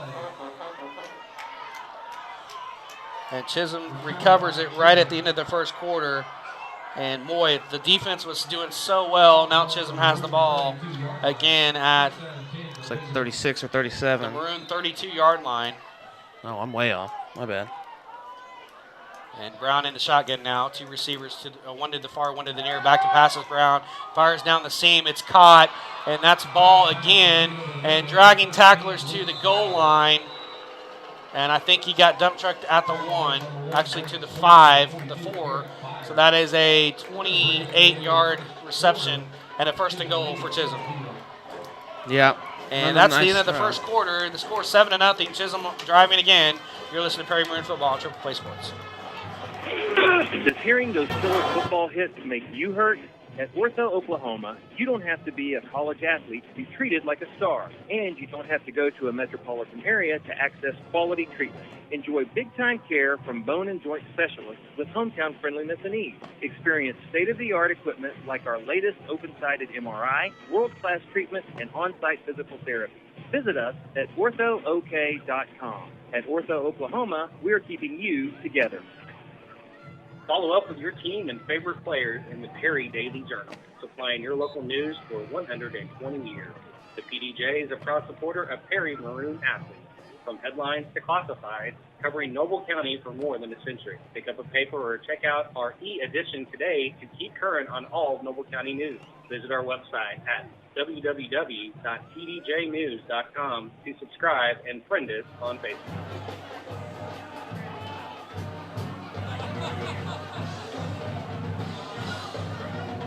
And welcome back to Perry, Oklahoma, Danielsville. Brock Campbell want to let you know this game is sponsored in part by Devon Energy, who take pride in supporting local communities and events where they operate. Visit DevonEnergy.com today to learn more about how they're producing energy in a responsible manner. Devon Energy, commitment runs deep. Commitment ran deep in that first quarter, Mike. But, man, another turnover for Perry. Chisholm's got 3 and Perry's got 2, and that's where we are right now. Chisholm is first and goal at the 4-yard line. Yeah, just not right now. Just not playing. The ball security's already got us in a small hole here. Looking to dig deeper. Defense needs to come up with at least 3 here. Well, we've got a couple injuries again. Haggart Brown under center, stacked backfield, and he gives it to the first man through, and he's through for a 4-yard touchdown. Touchdown Chisholm. Yunker. And that was Britton Yunker on the touchdown, right up the middle, a little to the right, but right up the middle. And that's a 4-yard touchdown, and Yunker puts Chisholm up 13-0, and quickly behind the A-ball are the Maroons right now after that first quarter that was really, really good.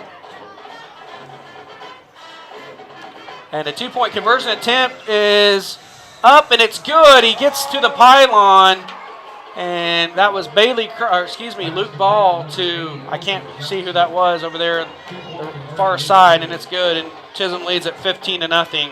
We're going to take a break. You're listening to Perry Maroon Football on Triple Play Sports. You deserve quality health care. But at Stillwater Medical Center, we believe you also deserve an unmatched patient experience that's close to home. That's why our physicians, nurses, and staff are committed to providing compassionate, quality care. Right here in Stillwater. We're here to prove that the best patient experience is moments, not miles away. Learn more about our commitment to excellence at stillwatermedical.com.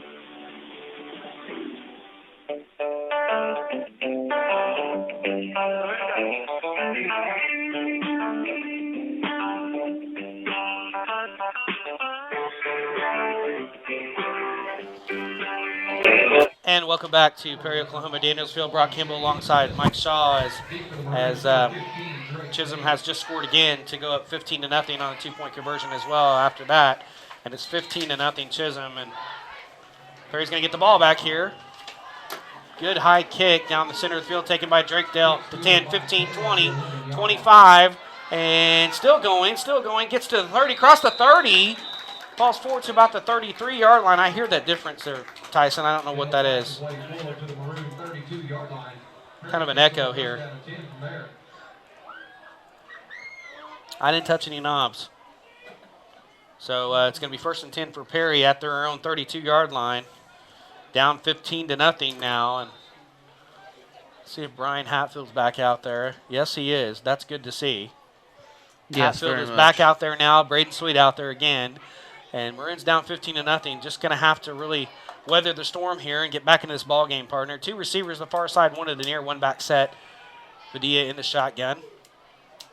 Takes the snap. He's going to hand to Brian Hatfield right up the center. Makes a couple miss. Gets through a couple more tackles and falls forward to the 40-yard line. An 8-yard pickup where it should have been stopped for about 3. And great effort by Brian Hatfield right there on the play. Yeah, that's his strength, running up the middle, and just he'd rather run you over than go around you. He likes and to that's run. Exactly what he did there, partner. Yeah, he ran over somebody. He just straight ran over the linebacker. Great run.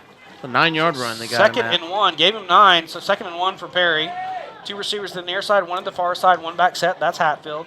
Dawson Padilla in the shotgun, and this snap goes to Hatfield around the left side, makes another miss. Boy, he's running like a mad dog across the 40, falls forward to the 43-yard line, pick up a 3 yards and a 1st down for Perry. And you see him covering the ball. He's got 2 hands on the ball, partner. He's not going to lose a fumble after Perry's lost a couple. Already ball security been an issue. He's not going to let it happen. You know, there was just a couple things in that first quarter, at the end of the first quarter, that allowed Chisholm to get to 15-0. This game's far from over. Well, that big 51-yard reverse was key. Hatfield now flanking Dawson Padilla on the left side, 2 receivers to the near, 1 to the far. Dawson in the shotgun, gets the snaps, going to hand to Hatfield. He's going to go right at the middle of the field and gets to midfield. That's an 8-yard pickup, and it brings up 2nd and 2. Brian is running like a madman right now, possessed in chunks of yardage. Yes, he is, partner. Your excitement there kind of threw me off. I don't know how to respond to possession. Well, on Halloween, that's probably not the greatest true, thing to say, is it? It's a Halloween theme tonight. I got you. All right, I'm on board now. Okay, he's a man possessed. He's on a man position on a mission tonight. Shotgun formation for Padilla again. He's going to roll to his left. Good pickup on the block by Hatfield. He's going to throw it out of bounds, and Hatfield. Brian's hand is just killing him. His hand is, and it's incomplete out of bounds. Good decision by Dawson. Stays at 3rd and 2. Yeah, that's on-the-job training right there. You learn as you go sometimes. And early in the first quarter, we saw him throw the pick when he probably should have thrown it out. And that time he does throw it out. So good job by Dawson picking up on it and learning. Yeah, Mike, you're sounding a little different too. I don't know what I've done here. Pistol formation, 3rd and 2 for the Maroons. Gives to Brian Hatfield around the left side. He's going to be stacked up, and he's going to be hit there for no gain. Brings up a 4th and 2 for the Maroons. Perry 0 of 5 on 3rd down tonight so far. 15-0, Chisholm on top. 9:56 to go in the 2nd quarter. Perry had a very good first quarter, had a couple injuries, and once they went out, it kind of had some things happen for Chisholm. Let's see if they can get back on track here. 4th and 2. 2 receivers to the far side, 1 to the near, 1 back set in that pistol formation. Might try to draw him off again, that hard count. And he's trying to, and now it's going to be a timeout for Perry by Coach Cameron Bennett.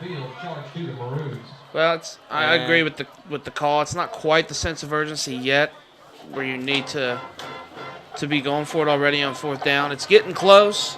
Get another score, down another score, then most likely. But let's go ahead and take another timeout with him. You're listening to Perry Maroon Football on Triple Play Sports.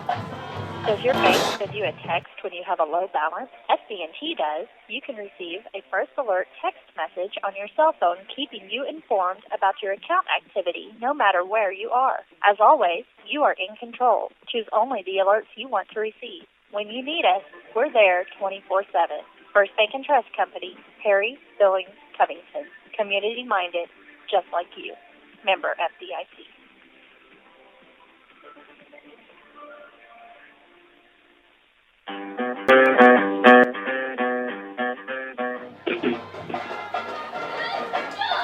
And welcome back to Perry, Oklahoma. Brock Campbell alongside Mike Shaw as Perry's down 15-0. They're facing a 4th and 2. They're still going to go for it. Same set, two receivers to the near, or two receivers to the far, one to the near, and the pass is complete on the right side to Joe Rupp across midfield, and he gets tackled about the 46-yard line. That's a 4-yard pickup and a first down for the Maroons. Just playing to their strengths. Short little little hitch, little curl route, and Dawson just sling it up there to Rupp where only he could catch it, and complete first down. And Chisholm's giving us that play. Right, we'll take it all night. We'll get down in chunks then if they want to do that. We just got to execute. 1st and 10 from the Chisholm 46. Two receivers to the far, one to the near, one back set. Dawson Medea back to pass. He finds Braden Sweet over there on the left side. He's hit right at the line of scrimmage, and they gave him a yard. Actually, they gave him 2 yards to the 44-yard line. That's where they're marketing. It says 2nd and 9, so we'll call it 2nd and about 8.5. Because they have it marked at the 44. Almost the 44.5. We are the final word up here, so we'll call it 8.5. Yeah, we'll call it 8.5. Vollmer comes in. Braden's going to come out. He's still shaking up. He got hit pretty hard there. Yeah, it's Chisholm. They're bringing the hats tonight. Two receivers, one to the near, one to the far, pistol formation. Padilla in the shotgun gets snaps, going to hand it to Brian Hatfield up the center of the field. And he falls forward to about the 40-yard line, kept his balance, got to the 40-yard line. That's a 5-yard pickup, and it brings up a 3rd and 4 upcoming for Perry. Hey, Brian is really running well tonight. I'm really impressed against this unit, this defensive team. Excuse me, pardon. 8:15 to go, second quarter. Chisholm on top, 15-0. Padilla under center once again. He's in the shotgun formation. Two receivers, one to the near, one to the far. He gets a snap, back to pass. He's going to fire down the left sideline, and he falls incomplete, but he was double covered. Intended for Drake Dell on that fade route, but very good coverage by that Chisholm secondary once again. Yeah, like we were saying, I think it was Brown maybe. Johnson, the other Johnson brother, and just good coverage again. I said brother, I don't think there's another Johnson on the field. It says 4th and 6 upcoming for Perry. Just confusing myself now, partner. As that was a 3rd down conversion. So they're 0 of 6 on 3rd down. 4th and 6 for the Maroons. And Padilla in the pistol formation again. Two receivers, one to the near, one to the far. And he gets a snap. He's going to hand it to Hatfield around the left side, and he's not going to go anywhere. He gets across the 40 to the 38, got 2 yards. He needed 6, and that's going to be a turnover and downs to Chisholm. Tried to catch him off guard there on the run play. They were expecting pass, and they just stayed home and just knocked Hatfield down for a no gain, basically, or a 2-yard gain on that play. So brings up 1st and 10 for Chisholm at their own 38. Yeah, we're caught up. I'm not understanding how he's calling his timeout, so we're going to keep it right here. It's 15-0, 7:56 to go in the second quarter. And, with the exception of that reverse play, that 51-yard reverse play, which we've seen on film that they've done, and then that touchdown pass. On 3rd down, yeah. On 3rd down, it just kind of deflated us out of that end of the first quarter, and now we're down 15-0. Right. And that's how you deflate big turnovers, is you get big plays like Chisholm did. We've got an official timeout. It's going to be a timeout for Perry. Didn't like how they set up against the defense here, Mike, and yeah, they're kind of at that precipice of really starting to dig a deep hole, and this really needs to be a drive to stop them. This is a key drive here to stop Chisholm and keep the momentum, relatively neutral at this point. What are we looking at offensive stats so far, team stats? Well, Hatfield's running really well. He's only 3.7 yards per carry, but he had that -1 I think he fumbled on. But 13 for 48, And Byers got 3 catches for 10 yards. Rupp has a couple catches for 13. Dale's got that pick. Volmer and Hartwig got, I think Hartwig, got the sack. A couple of fumble recoveries.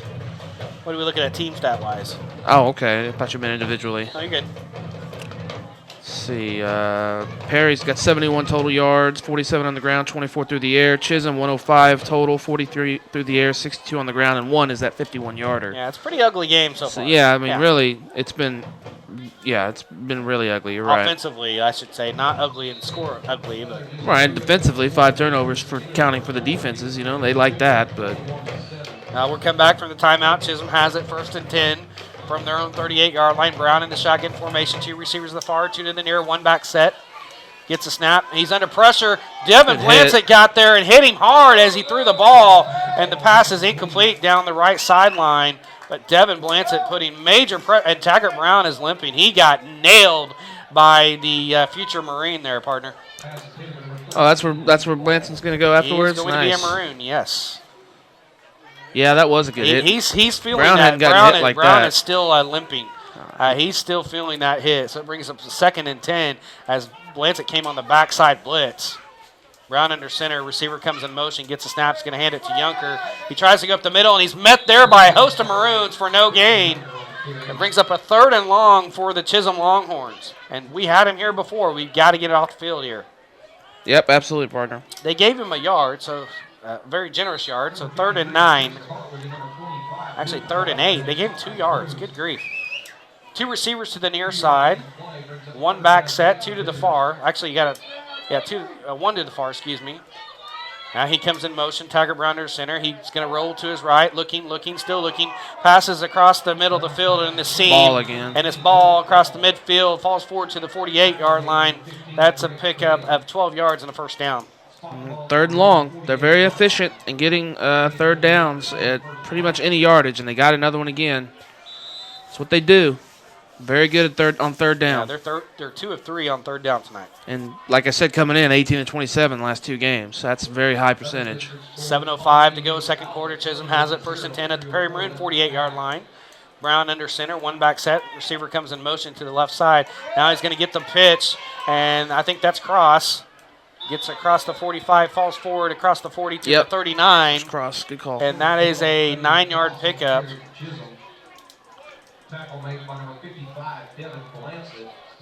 So actually an 8-yard pickup. So 2nd and 2 for the Chisholm Longhorns as they're driving once again. And nothing flashy, partners. Just that one reverse play has really kind of killed us. Yeah, that's kind of how Chisholm operates. They'll just kind of nickel and dime you and then get a big play every once in a while. Look at that. Brown under center, tight formation, give to Yunker around the right side. He needed 2 yards. He got 2 yards, and that's a 1st down for Chisholm. That was that old Full House tee. I can't remember exactly what they call it, but the Wing quarterback. tee. Well, the wing is when they're on the wings, but the quarterback's lined up. It's just like the strong tee because the running backs all make a line, and then the quarterback continues the tee. I think it's just called the tee formation. I guess that's why you call it a hybrid tee. Yeah, then they play the hybrid with this Ball wing. goes in motion. He's going to get the pitch over there on the right side, has some blockers, and he's going to get almost 8 yards on the play across the 30, and he's going to be dump trucked down about the 27-yard line, and that is about a 9-yard pickup, and boy, Chisholm's just getting chunks right now. Yep, methodical drive right now. Up 15-0. I gave 9. 2nd and 1 on upcoming for the Longhorns. And, you know, we've worked on those plays, but they still execute them very well. 2nd and 1 for the Longhorns. Ball comes in motion now. Brown now back to pass. He's going to pass, and it's complete, and it's going to be a 1st down across the 20 to the 15-yard line. That's Luke Ball, and that's a 12-yard pickup and a 1st down. And Chisholm is just eating up and dicing apart the Maroon secondary. I tell you, it's been Ball we know is a good player, but Swan was the guy that we expected this to really do, and he doesn't have a catch yet. Brown goes under center once again. Fast-paced offense. That's Ball on the sweep. Great play. Good play. Luke Vollmer stayed home and filled the gap nicely, and Ball's going to lose about 2 yards in the play. Going to bring up a 2nd and 12 for the Longhorns.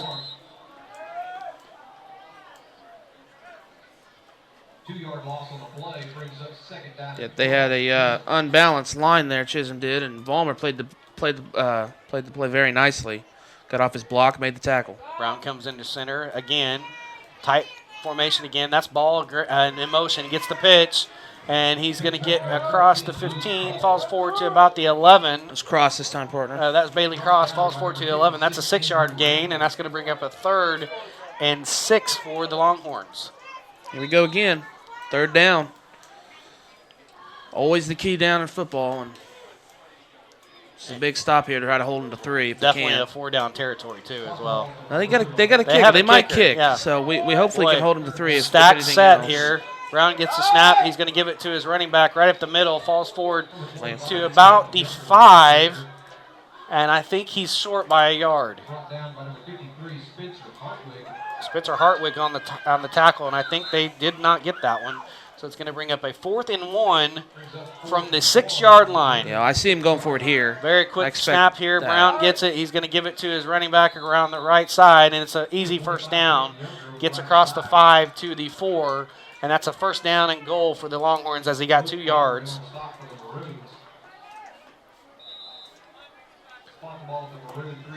He got 3 yards there. 3 yards. So 1st and goal from the 3. And this is just a methodical drive. And we're up to 9 plays now.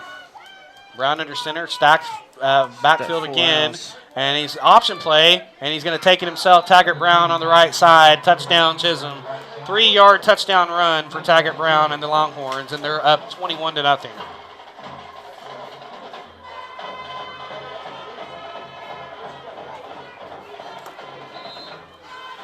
Oh, Lord.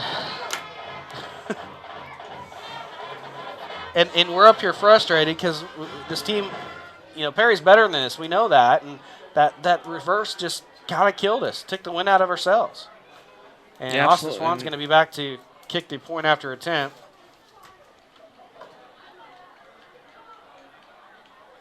Snap back, ball down, kick is on the way. It's up and it's good. And it's 22-0 with 3:36 to go in the second quarter. And Perry's down 22-0.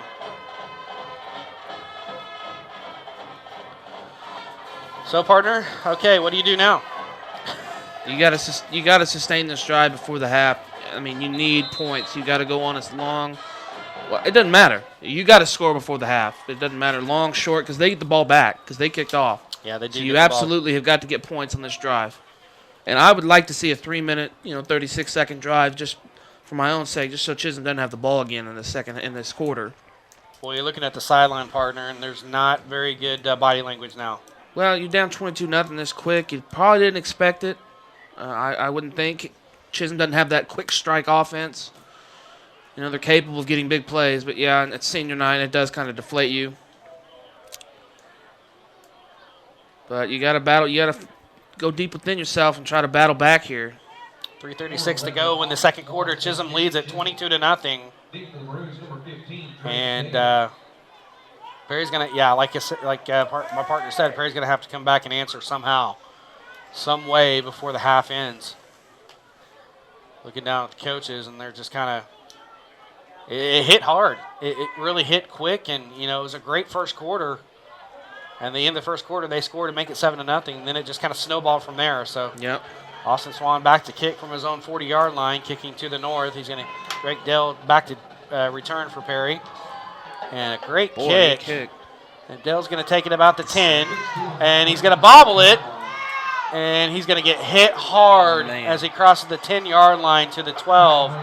And he's mad at himself that he just bobbled the ball. And Perry's going to be back deep in their own territory and about the 12-yard line. So it's going to be 1st and 10 for the Maroons at their own 12.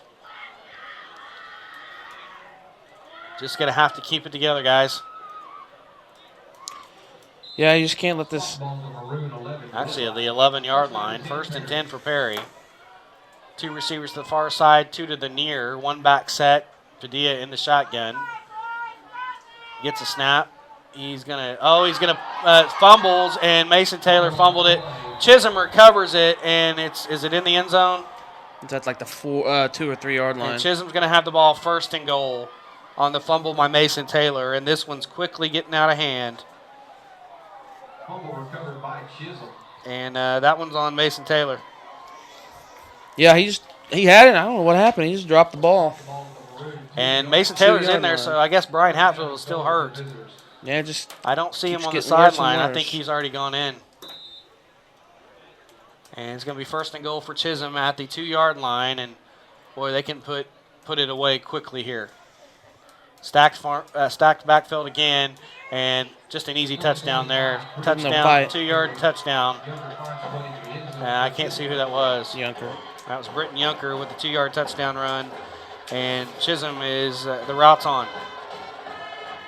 Just no fight on that. They just let him walk in. There was no fight on that play. They just deflated.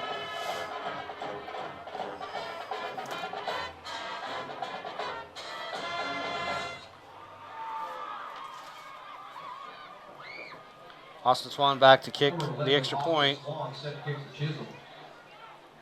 Snap back, ball down, kick is on the way, and he pushed it. He pushed it wide to the right, so it's 28-0. And that's one thing that's gone right for Perry tonight, as it is 28-0. Chisholm on top by 4 touchdowns, as we are 3:21 to go before halftime, and well, the turnovers killing us again. And they've got 3 of their own too. It's we're not, and we haven't converted. We're not answering right. You're right. That's because it's like the Stroud game. Remember, we got 3 turnovers on them, and we didn't answer. We didn't score off those turnovers, and they did, and that was the difference. There's something different. You sound different now. What'd you do? I don't know. I squeezed the top in a little. You moved it. You moved. What'd you do? 28-0 as is the score. Chisholm on top. 3:21 to go, second quarter. Perry has a lot of work to do. We've got a couple of injuries. Braden Sweet came back from injury. Brian Hatfield, I'm trying to see if he's on the sideline. I don't think he's on the sideline, partner. I think he went into the locker room. Yeah, you're right. I don't see him either. So now you're down with no running backs now. Yeah, you're down to a guy who doesn't have many carries. Austin Swan to kick. A squibbler going to be taken by Liam Clausen. He's just going to fall on it right Probably there. a smart thing. And he'll fall on at the 20-yard line. First and 10 from the 20 for the Maroons with 3:21 to go in the half. And they're down by 28.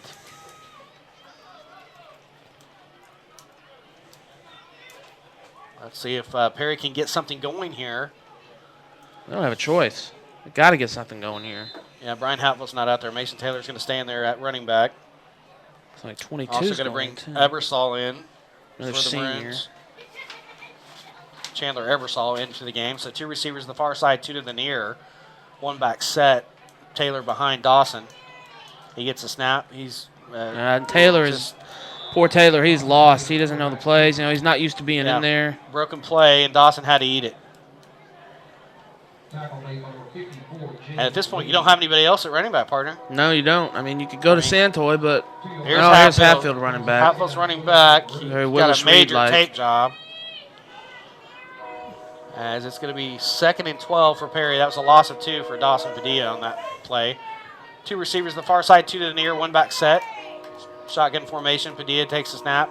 He's going to give it to Mason Taylor around the right side. Up the middle now. Gets across good run. The 25. Falls forward to about the 27-yard line. Give him a pickup of 8 yards on the play. That's going to bring up a very manageable 3rd and 4 for Perry. Yeah, when he can hold on to the ball, Mason's a pretty good little runner. Just having issues tonight, fumbling. So 3rd and 4 for the Maroons. 4 receivers again. 1 back set. Padilla gets a shotgun snap. He's going to pass down to Braden Sweet. And making one miss. Gets across the 35. Falls forward to the 37-yard line. That's a 10-yard pickup and a first down. And just a little juke move there, partner. And got out in some open space and got the first down. Yeah, that's always what you want to do with Braden. Just get him in space, let him work. Good blocking on the corner by Rupp, I believe that was. Yeah, I believe it was Rupp on the corner by blocking for Sweet. Now you're in your 2-minute drill if you're Perry. 4 receivers again, 1 back set. That's still Taylor. Dawson Padilla gets snaps, going to hand it to Taylor right up the middle. Oh, nice little juke. Gets across the 40, falls forward to the 42. That's a 5-yard gain, and it brings up a 2nd and 5 for Perry. All you need is carries and to get comfortable. And sometimes I think that's just what happened with Mason. I think he just was a little lost out there, a little scared. Getting carries, getting going. 4 receivers again, 1 back set. Padilla gets the shotgun snap, fires it to Joe Rupp. It's complete. He's going to be wrestled down around midfield. That's going to be a pickup of about 7 yards and a first down for the Maroons. I like the play calling, pass run, kind of throwing Chisholm off the rhythm a little bit. And they're playing back a little bit more now, up Probably 28-0. So hey, if you're going to give it to them, we'll That's take it. right. Try to get the points. Same receivers, 4 receivers, 1 back set. Mason moved. Yeah, Mason did move, and referee's right on top of it. It's going to be a false start on Mason Taylor. That's going to bring up a 1st and 15 with 1:23 to go before half. Well, that's only our first penalty tonight, partners. That's another.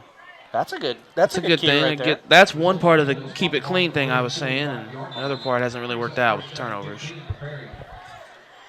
Same set, 4 receivers, 2 to the near, 2 to the far, 1 back set. Dawson gets a snap, looking to pass. He's going to fire the. Oh man!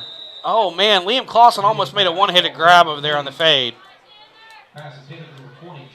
Actually, that's Joe Rupp. That's not Joe Rupp. No, that was Chandler Ebersol. Ebersol. Almost made a one-handed catch. Falls incomplete though. Why is Dale standing on the sideline over here? Brings up 2nd and 15. Have no idea. He's just standing there. He didn't look hurt. He got rung on that kickoff return. So. Oh yeah, that's right. Dawson Padilla gets snapped, hands off to Mason Taylor. He's going to be. He fumbles again. He fumbles again. I think Chisholm got it again. Yes, they did. Chisholm's ball, 1st and 10. Man, it's a promising drive too. And you can't do anything. You're dry in the stable right now. Yeah, and Mason, you got to hold on to the ball, but I got to give him. I'm not too mad at him. He was trying to get extra yardage. Just you have to have that ball secure, and he didn't. He's just having a rough night. So 1st and 10 for Chisholm at the Perry Maroon 44-yard line. 4 receivers, 2 to the near side, 2 to the far for Chisholm, and Perry's going to have to take their final timeout. And we're going to keep it right here as we've got our timeouts in. Just had a personnel issue there. Didn't know who was supposed to be on. Chisholm's trying to go for the throat here with 1:03 to go, and they basically showed it because they had 4 receivers and 1 back set in the shotgun formation. They haven't shown that all night, so they're trying. They were trying to go for the throat. Well, you can't. That's what you got to. You want to win the game. That's. Try to put the nail in the coffin early and then just maintain in the second half. And once again, Chisholm's a good team, but, they've turned the ball over 3 times. We just have not done what we needed to do to answer back tonight. No, and I think right after one of their turnovers, I know we turned it over very first, then they turned it over, but I think another turnover, we got it back. I think we turned it over right back to them on the very next drive. Could look that up right here. Ryan Hatfield's back out there for the defense. That's a good sign. As we come out of the break, and Perry's out of timeouts, I believe. Yeah, they are. They used their 3rd right there. So Chisholm comes out and counters with the same set. 2 receivers to the far, 2 to the near. 1 back set. It's their last lineman down there. Taggart Brown, the shotgun formation. Gets a snap. And bobbles it. Back to pass, though. Under pressure. And he's going to be sacked up across midfield back to the 47-yard line. Man, that was a big time. That is a 9-yard sack. And that was Byer in on the sack for the Maroons. And Chisholm's going to take a timeout now. And it's going to bring up a 2nd and 19 for the Longhorns. And, they're still fighting, partner. Down 28-0. They're still fighting. Garrett Byer, that's a senior. Byer's a senior. And he's going to go out. If he's going to go out, he's going to go out with some glory. So, as we got a clock situation here. And 52 seconds back on the clock. I don't know why, but I'm not really in agreement with Chisholm's use of a timeout here. You're gonna get the ball back after the half. It's 28-0. They don't have any timeouts left. But this is how their coach Joey Reiner, he likes big plays. He wants to get up as far as he can because Chisholm. Let's be honest, they didn't beat us last year. That was the first time they beat us last year in district since they joined 2A1. Really? And so Chisholm has been there and done that. and they want to put their opponent away as quickly as possible. Yeah. So, I know it's football. I always preach, if you don't want to get run up on or whatever, scored upon, stop them. I'm not really talking about you're just trying to run up our score on us. I just don't agree with the timeout there. Next year is going to be interesting for Chisholm. They lose a ton this year.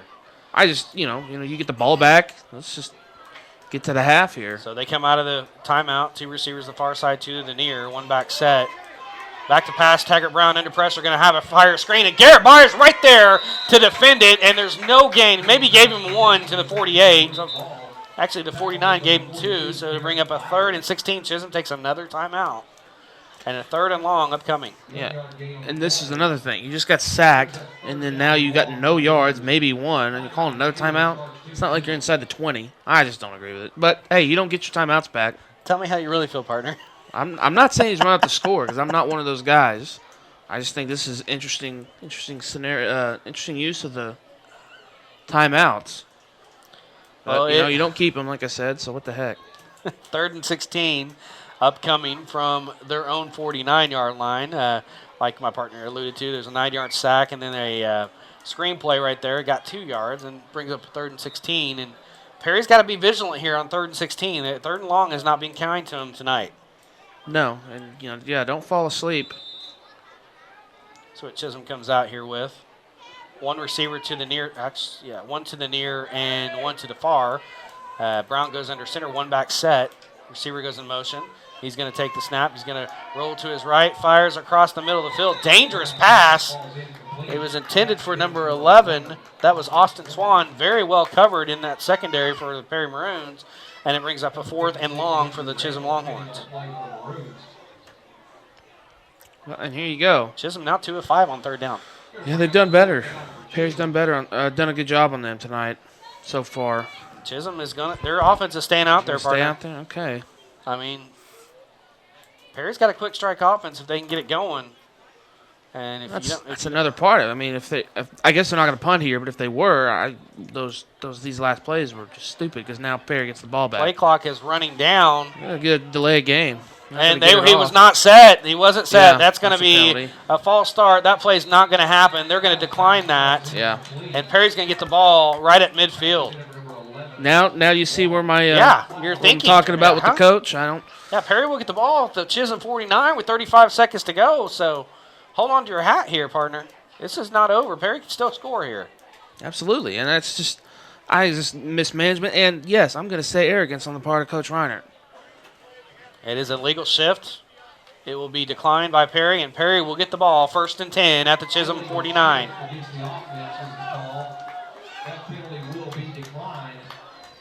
So they are they're 1 of 2 on 4th down conversion tonight. And Perry will have the ball at the Chisholm 49-yard line with 35 seconds to go. No timeouts. So let's see what sophomore Dawson Padilla can. And Brian Hatfield does not go back out there. It's Mason Taylor. We may not see Hatfield out running back tonight. Padilla is going to roll to his left. Fires, and it's complete to Braden Sweet at the 40, trying to get out of bounds. He's wrestled down at the 40, and Braden's hobbling again, 24 seconds and counting. That was a pickup of 9 on the play, so it brings up 2nd and 1. 16 seconds, boy. Dawson Padilla fires and is batted down. Oh, give me 51, a break. You got to flag him. Come on. Give me a break. You got to flag him. That is arrogance right there. That's unsportsmanlike. You break Pettis. You're not in the number NFL. 51, Pettis should have been flagged for unsportsmanlike conduct. Thinks he's J.J. Watt, I guess. You cannot do that in high school football. That's taunting. That is taunting. He was right. He didn't look on his sideline and do it. He looked right at Padilla. Right at Dawson. You got to give me a break. You got to flag him. I would have flagged him in a heartbeat, partner. 3rd and 1. 11 seconds to go. Back to pass. Dawson Padilla is going to fire short. Complete to Braden Sweet. He's going to be punched out of bounds. Got the 1st down. And he gets across the 40 to about the 38-yard line. So, actually, to 37. Pick up a 3 and a 1st down. There's just no room for that crap at the high school level, partner. I hardly ever want to see it at the NFL level. I sure as heck don't want to see it down here. No, I agree. I totally agree. 1st and 10 for Perry at the Chisholm 37-yard line. And let's see what we got. 2 receivers to the far side, 2 to the near, 1 back set, and that pistol formation. Padilla back to pass. And he fires incomplete. Miscommunication there. Yeah, incomplete. Braden, he thought Braden was going to stop there. Braden kept going, and it's incomplete on the right side. So now you're going to have to fire into the end zone with 5 seconds to go. Yeah, and still good fight from our Maroons here. They're still trying to score points. That's all you can ask for. The 1st and 10 for the Maroons at the Chisholm 37. 2nd and 10, excuse me. You got it, Brian. At the Chisholm 37-yard line with 5 seconds to go before halftime. 2 receivers to the far side, 2 to the near, 1 back set. Pistol formation once again. Back to pass is Dawson. He's going to fire to Braden Sweet down that sideline. And Braden made the catch. Well, he caught it. Catch, man. But he's going to run out of time. Still a good idea. He caught it to the 8-yard line, so we'll give him a 31-yard catch and a first down, but that's the end of the first half. And Perry is down 28-0 at halftime. I think he got to the 4, partner. Got to the 4. Yeah, I think so. Yeah, he's inside the 5. So we'll give him 33 yards. 33-yard catch on the play, and it was going to be 1st and goal, but time runs out. First half is over. 28-0. Chisholm leads it. We're going to take our first time out. You're listening to Perry Maroon Football on Triple Play Sports. This is Ray McCraney, System Manager for Suddenlink, inviting you to score big with savings. We've got our best lineup ever, HD TV with the fastest internet in town and free Suddenlink to go. Experience every second of the action in crystal clear HD and stream your favorite shows like a pro with download speeds up to 8 minutes. Switching to bundle and save with the Suddenlink team is easy. One company, one connection, one deal. Come visit us at 617 Delaware in Perry or Suddenlink.com. Campbell Communications is proud to sponsor and to bring you Perry Maroon Athletics. To become a sponsor, please visit www.campbellcommunicationsok.com or call and ask for Brock at 405-204-4246. Campbell Communications, where we bring the game to you. And welcome back to Perry, Oklahoma. Danielsville, Brock Campbell alongside Mike Shaw. As wish I had better news for you tonight, but it's all Chisholm, 28-0. Unfortunately, at halftime, and some of the attitudes was coming across from the Chisholm team, and I don't want to be that guy, but I'm sorry, you're up 28-0, and you start saying, you go for the throat and look at the opponent's quarterback in the face and everything, and just not real good tactics, and the referees need to get a hold of that in the second half. Absolutely, it's all of my attitude on that is act like you've been there. They haven't been. That's first year was last year. Well, they've been there 1 year at the least. I mean, Pettis is a senior. Grow up. I mean, he was on the team last year there, so he's been there a little bit. He's had the success. I just don't like seeing that. You should see me at home watching Monday Night Football or Sunday Football. I can't stand any kind of celebration in the end zone. I'm very old-fashioned when it comes to stuff like that, and that really sickened me. Let's go ahead and do the first half stats, if you will. Trying to get Ron Dwyer up here. I think he forgot because I don't see him. You need the first downs and stuff. Yeah. That would help. So I'm going to look out here and see if I can see him. Go ahead, partner. All right, we'll go. We want to. We'll go with Chisholm first, as they are our guests. They've got 157 total yards. 68 through the air, 89 on the ground. They got the 3 touchdowns rushing, one through the air. That 89 on the ground is misleading because they have a 151-yard play on a reverse to Johnson. 3 turnovers, 4 penalties for 30 yards, and possessed at 9:32. So kind of taking them out of their game a little bit as Perry is possessed at 14:28. Their stats, they got 145 on the ground total, 86 through the air, 59 on the ground. They got the 4 turnovers, 3 fumbles, and 1 interception. No touchdowns, obviously. Only 1 penalty. They had 8 first downs that first half to Chisholm's 8 as well. I'm not sure that's right, partner. Did Perry get 8 first downs? Yeah. Okay. Let's see. On 3rd down, Chisholm is 2 for 5, so Perry's doing a pretty good job of that. And Perry is 1 for 7. They've got to step that up in the second half. Let's see. We're gonna. pretty much all we need for right now, partner. I'm going to throw it back to you so we can get the coach. Okay, we're going to go ahead and take a timeout. We're going to come back with Coach Ron Dwyer, the coach of the Perry Lady Maroons basketball team. You're listening to Perry Maroon Football on Triple Play Sports. Ray McCraney, system manager for Suddenlink, inviting you to score big with savings. We've got our best lineup ever, HDTV with the fastest internet in town and free Suddenlink to go. Experience every second of the action in crystal clear HD and stream your favorite shows like a pro with download speeds up to 8 meg. Switching to bundle and save with the Suddenlink team is easy. One company, one connection, one deal. Come visit us at 617 Delaware in Perry or Suddenlink.com. A medical team that cares about your health and your community. Doctors Wooler, Jameson, Stubbs, and Payton contribute to athletic and philanthropic efforts in Stillwater and surrounding areas like Guthrie, Perry, Perkins, Cushing, and Blackwell. While we are bone and joint experts, we are also parents, friends, and neighbors. Enjoy our quality orthopedic treatment, MRI, and on-site physical therapy services as we support this community. Click outreach at orthook.com. Remember, Ortho Oklahoma, we are keeping you together. Whether it's a car accident, storm damage, or a fire, when the unthinkable happens, it doesn't matter if you save money in 15 minutes. In this moment, it doesn't matter if your neighbor has the same insurance you do. In this moment, what matters is knowing that you are covered. Get peace of mind. Get Steve Womack at the Womack Agency. You can visit with Steve at 623 Delaware Street, or you can call him at 580-336-6300. Or he invites you to visit his website at www.farmersagent.com/. Womack. The world needs a lot of energy to run, so we care about where and how it's produced. At Devon Energy, we're not just providing energy, but responsible ways to supply it. That's why we're proud supporters of the areas where we live and work, because just as important as what the world needs today is what it needs for tomorrow. Devon Energy. Commitment runs deep.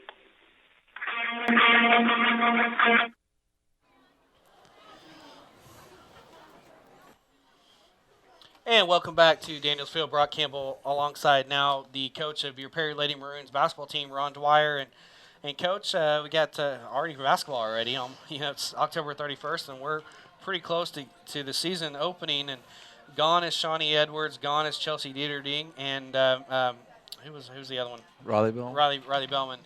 Let's talk about, you got Jessica Vennard coming back to lead at point guard. Let's talk about your team this year. Who their young ones might be coming up to help, and just what the overall outlook is on the team this year. Well, you said it. We lost 3 seniors that played a lot of minutes for us last year, but we're really looking forward to the season. As far as boys go, basketball's getting ready to start. As far as girls go, we've been at it for quite a while already. Already had one scrimmage and got a pretty good look.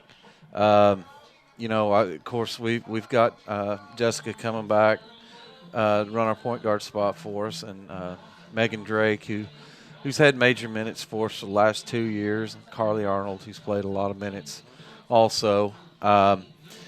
Kinsey Richards is a junior that's coming back for us, and then got a number of sophomores that have played some also, and like you said, got quite a career freshman. We got, I think, 11 freshmen. Well, let's talk about some of the things that you guys do in the off season. I know Mackenzie Richards has told me that you guys go to some camps and stuff like that to maybe get some more practice in, some more team unity or some chemistry. What kind of things did you guys do over the summer and the off season? Well, immediately after the season last year, I had quite a few of mine in the off season in school, and we can still practice those things during the hour at school, and they're real good about working on skills that they needed to develop over the summer. Really, in the month of pretty much all the month of June, we travel around and play in team camps, and I don't know, that's something that I've always done a lot of. I feel like it's very important for team chemistry. Very important kind of getting us all on the same page for what we're going to be doing next year. I knew we were going to have a lot of freshmen. We were going to have to incorporate pretty much immediately. So it was an important summer for us to do that so that these girls could kind of get used to playing with each other. Well, the season ended on a last-second desperation shot from the Henrietta forward that that if you look at it, that angle, you're just thinking, how the heck did she make that shot? Because it was an impossible angle. And unfortunately, that was, the end of the season. What did you tell your team after that game? And who do you look for to be the leaders of this team this year? Well, that shot that beat us in regionals last year, to me, that was typical of our season last year. It's a microcosm. Yeah, it really was. I mean, we had in the first month of the season, we lost 2 overtime games by a single point. We lost another game on a last-second shot, and that just kind of seemed to happen to us over and over all season. I think out of all of them, I think we hit one last-second shot at Hennessy. Yes, we did. And we lost the rest of them. And if you look at that, if you look back on that, if you have those 4 or 5 and we win, then there's a pretty good chance we get the district against Beggs, because Beggs gets the regional. And honestly, the way we played Beggs, I think at home we would have had every opportunity to beat them. So that's how tight the girls' basketball is in this area. You just got to make those few little plays, and we just weren't quite able to get it done last year. I think. Yeah, I like the crew that we have this year. I realize we don't have a lot of girls that played coming back, but we've got enough. We've got girls with experience that are good leaders. All of the girls that I mentioned, I feel confident in their leadership. Well, Coach, I appreciate you coming up here, and we're going to bring live Perry Maroon basketball on YouTube this year, Great. And also Channel 52 with Suddenlink. So we're really excited about doing that for you this year, and we're looking forward to the season. Thanks for coming up here and sharing a little time with us. Thank you. And that was Coach Ron Dwyer, your head coach of the Perry Lady Maroons basketball team. Keep it right here. We'll come back with the scoreboard show after this. You're listening to Perry Maroon football on Triple Play Sports. Anywhere without having to carry your laptop along. First Bank is proud to bring you mobile banking. It gives you full access to your account safely and securely from your mobile phone. Mobile banking adds a new level of convenience to managing your account. You can bank on the go no matter where you are. View your accounts, make transfers, pay bills, and even receive text alerts, all from the ease of your cell phone. When you need us, we're there 24/7. First Bank and Trust Company, community-minded just like you. Member FDIC. Just like the Perry Maroons football team practices hard and plays even harder, Vance Chevrolet GMC Buick of Perry works 24/7 to provide customers with the very best selection and service. Right now, we're offering a special oil change, filter, and tire rotation for $29.95 and only $69.95 for a diesel oil and filter change. Yes, Vance Chevrolet Buick GMC of Perry, family owned and operated for 19 years, where it's comfortable to buy a car.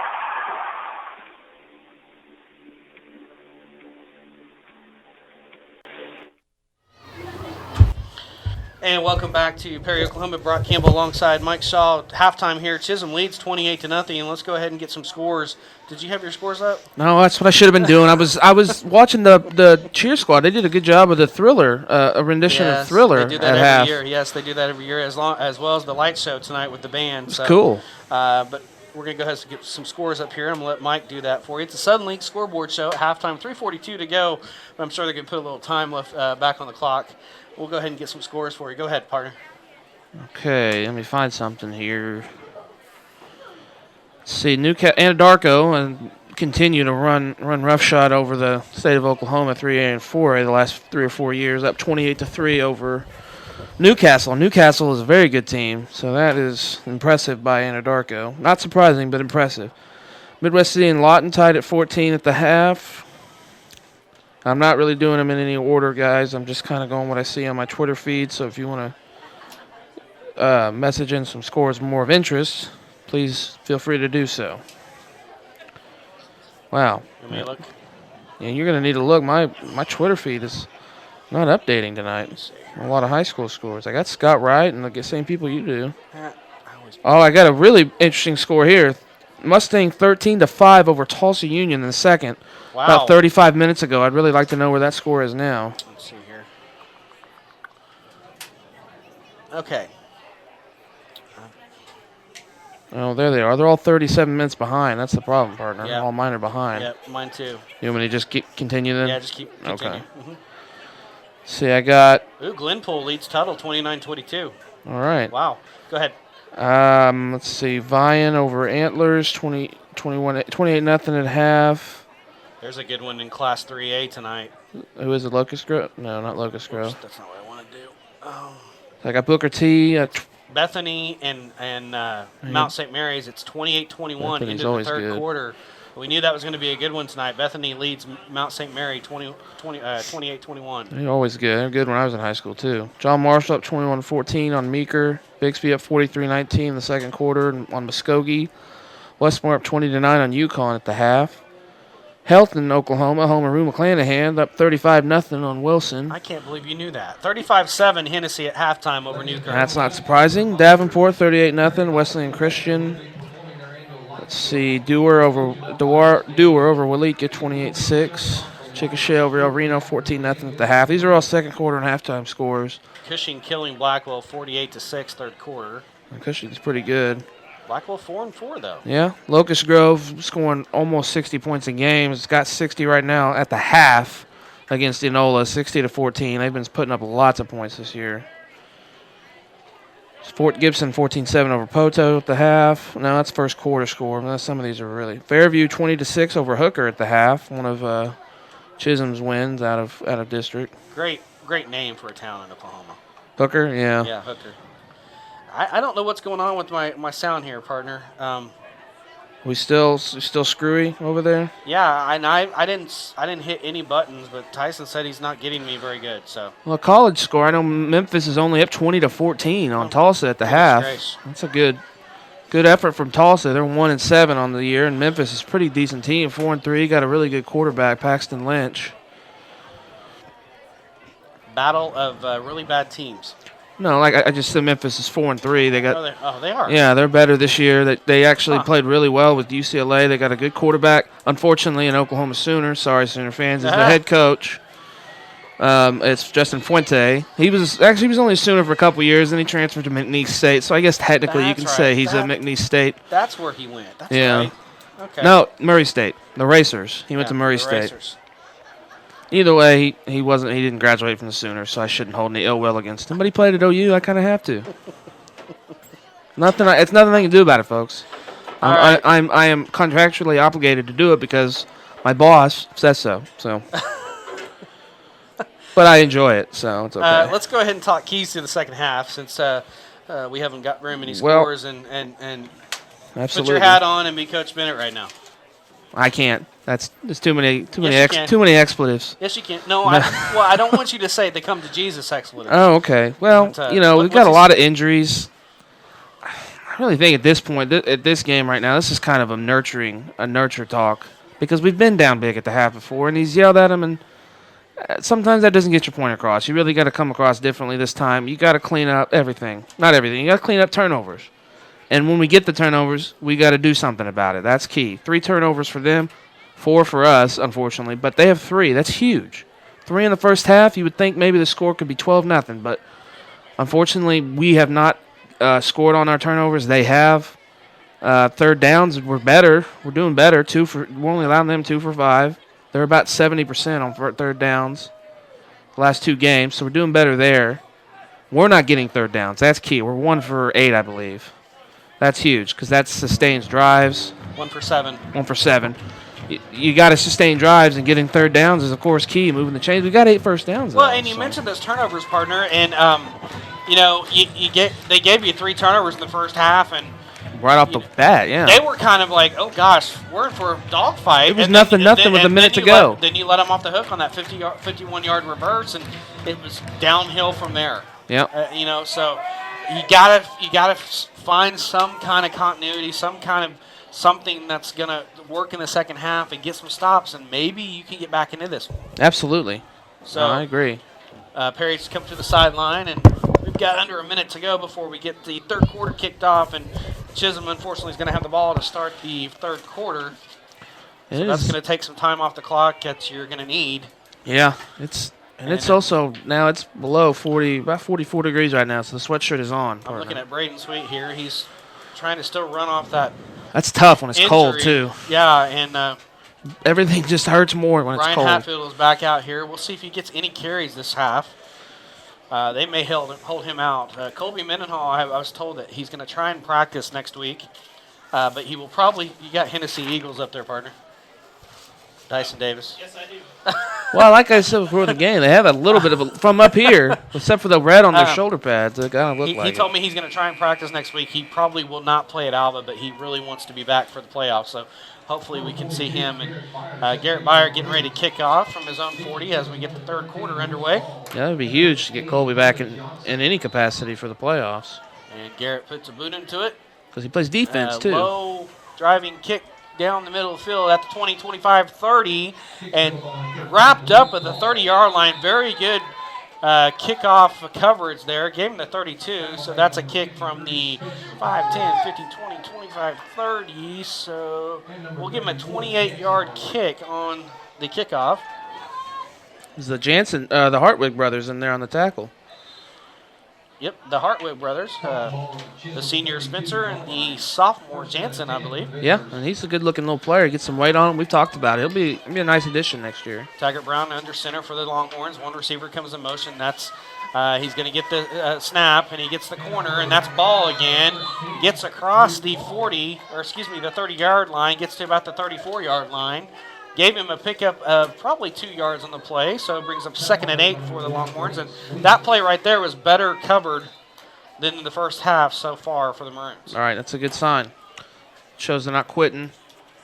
Not going to come out and just lay down for the Longhorns. Hatfield in there at linebacker. Braden Sweet back in there too. So playing injured, 4 receivers. Now Taggart Brown gets a stop, and he's going to be stacked up in the backfield and sacked back at the 31-yard line, a 3-yard sack, and it was a host of Maroons. It's like Hartwig, Vollmer, and Hatfield. Yeah, Hartwig, Vollmer, and Hatfield all with a half sack. Give him a credit there as they all got him at the same time. Hatfield still, he's still in pain. Yeah, he's tough He's kid. probably not going to carry the ball. I'm just going to say it right now for the second half as he's really doing what he can to stay out there for his team. The senior does not want to come off the field. So 3rd and long again for Chisholm. Brown under center. Receiver comes in motion, gets a snap. He's going to hand it to – no, he's going to fake it. He's going to throw it, and it's almost picked off in coverage by Dylan Buck, but it falls incomplete. Austin Swan, intended receiver. And it's going to be 4th down for Perry, and they've held on the first drive of the third quarter. That's huge. Huge, huge, huge. That's Swan. That's the first time we've even called his name except for extra point. Yeah. So Chisholm will be forced to punt, and Bailey Cross will be back to punt for the Longhorns. He'll be punting to Braden Sweet. Still no Drake Dell. He must have got his bell rung, and they must have done a concussion test on him. Yeah. Or something, because he has not been back out there. He is on the he's sideline. right there next to Shadoan or but Crow. He must have not have passed the test. Guess not. I mean, I can't imagine they're punishing him for that fumble, for bobbling the ball. No, he got lit up on that kickoff return. Yeah, that has to be it. Yeah, it's got to be something like that. It's going to be a timeout for Chisholm. Not understanding why there's a timeout here. We're going to take one with them. You're listening to Perry Maroon Football on Triple Play Sports.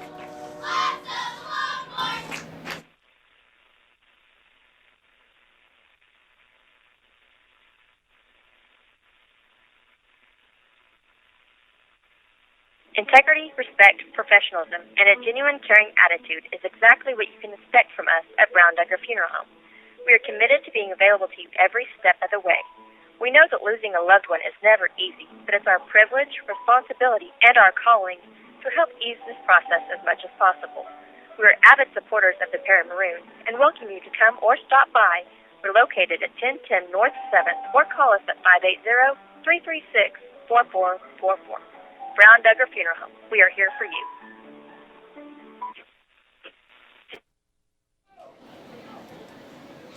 And welcome back to Danielsville. Brock Campbell alongside Mike Shaw as Bailey Cross gets the snap, puts a boot into it. And it's a short kick, gets a Chisholm roll across the 40-35, still rolling. And it's going to be down to about the 32-yard line. That's where Perry's going to take over from their own 32. 1st and 10 for Perry at the 32-yard line. And let's see what Dawson Padilla and the troops can come out with first on their first drive of the second half. Perry down 28-0. Go ahead. No, I was speaking to myself there. I was putting the numbers in the wrong box. I was confused. Padilla in the shotgun formation, one back set. That's Hatfield. 2 receivers to the far side, 1 in the near. He's back in there. He gets a snap. Passes short. It's complete. No, it's incomplete. Intended for Joe Rupp, and he dropped it. In coverage right there was Johnson. Colton Johnson in the coverage on the quick slant. Falls incomplete. 2nd and 10. And Brian Happel back out there at Man, running just back. can't speak enough on his toughness. I can't. But it's impressive. The D in the shotgun formation, pistol formation again. 2 receivers in the far, 1 in the near. Gets a snap. He's going to fake it to Hatfield, and he's going to fire incomplete over there on the right side of the line of scrimmage to Braden Sweet, and it's going to be 3rd and 10 for Perry. I like that play call though. Fake to Hatfield. Looked like Padilla's going to run. He has the option to throw, and he does. Just misfired on the pass. Joe Rupp comes in with the play call. 10:21 to go, 3rd quarter. Well, I don't know what that is, Tyson. I don't know why I sound that way, but. Oh, you sound fine. Oh, sound fine? Okay, I sound better now. I sound like I'm in a box. We are in a booth. It's kind of a box. Padilla in the shotgun formation, back to pass, and he's going to fire. And Joe Rupp just tripped. Slipped, and he would have been open and probably would have had a first down, but he slipped, and it falls incomplete. It's going to be 4th down for Perry, unfortunately. Yeah, 3 and outs was the exact opposite of what we needed there. Chisholm will get the ball in pretty good field position. Garrett Byer, last punt was 1 yard, so see if he can improve on that. 10:17 to go, 3rd quarter. Chisholm up 28-0. Snap back. Garrett gets it, puts a boot into a much better kick. A high short kick taken by. Fair catch. That's by Luke Ball at the 45-yard line. So that is a 23-yarder. 23-yard punt. And that'll set up Chisholm 1st and 10 at their own 45. Defense called upon again to get a stop. Chisholm probably not going to do much. They're going to want to get that clock just to keep moving. Brown under center. Receiver comes in motion to the left side, gets a snap. It's ball on the sweep again, trying to find some room. Has a little bit of room, gets across midfield, and he's going to be hit and dropped about the 47-yard line. Cross this time. And he gets 8 yards on the play, so it brings up 2nd and 2. But we've got a penalty on the play. Or we've got an injury. We've got an injured Not on Maroon. us. We've got an injured Oh Maroon. my gosh, it just won't stop. I can't see because the ref's in the way. I'm looking to see who's not in the Can huddle. you see who that is, Tyson? Let's see. 25. That's I think Vollmer. it's That's Vollmer. Luke Vollmer. Oh, God.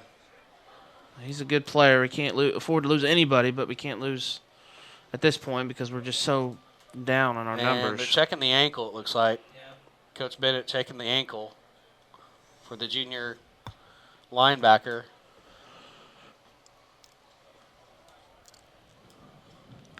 It rains, it pours, partner. He's going to try to get up on his own power. He does, gets to his feet. And he's favoring that right ankle.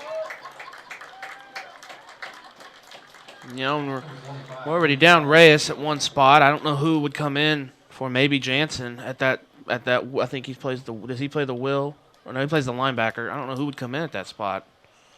I have no idea either, partner. As he's going to walk off under his own power, but he's gingerly walking off. Definitely be out for. Has to be out one play, but I think he might be out a little more. He walks closer to the sideline. He's putting a little bit more pressure on it. So lots of banged up players right now for Perry. Yep. As we get to the end of the season. Yeah, that'll start to wear on any team. So 2nd and 2 for Chisholm, a short 2 upcoming. It is Jansen, partner. Jansen Hartwig at the linebacker position now for Perry. He's a good player. He doesn't really have any weight on him right now. That could be a factor. Receiver comes in motion. That's Ball. He's going to throw. And he's looking to throw over there on the left side. He's going to throw. It's going to be out of bounds. It's going to bring up 3rd and 2. Ball just threw it up, desperate throw, and it was out of bounds. But boy, he should have just eaten that one, partner. Well, I don't know if he would have had a loss. You wouldn't want to take a loss. He should have just ran. He had the corner. Yeah, he wants to stick true to the play call. It brings up 3rd and 2 for Chisholm, and see if they go with that stacked set in the backfield. And they are. Stacked set in the backfield. 3 backs. Taggart Brown under center. He gets a snap. He's going to hand it to the first man through, and it's an easy first down. Falls forward to the 40-yard line. Needed 2, and he got 7. So it's going to be a 1st down and 10 for Chisholm. Ball just outside the maroon 40-yard line. And that's their first third down conversion of the second half.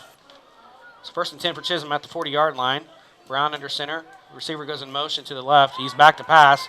Play action pass. And Braden Sweet mistimed his jump. And the pass is complete to number 10. It's Brady.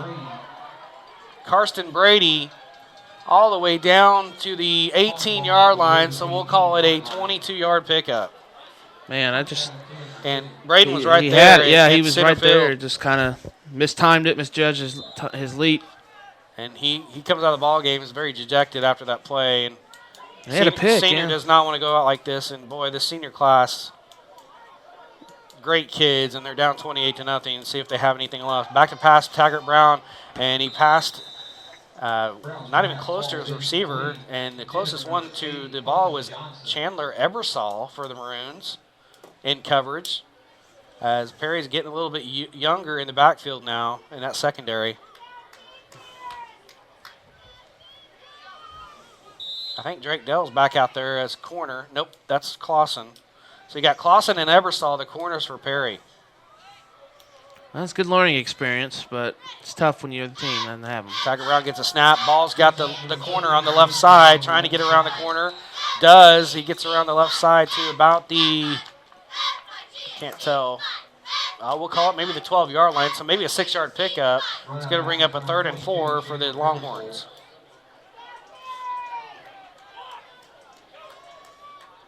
So he gave him 7 to the 11, so 7-yard pickup officially.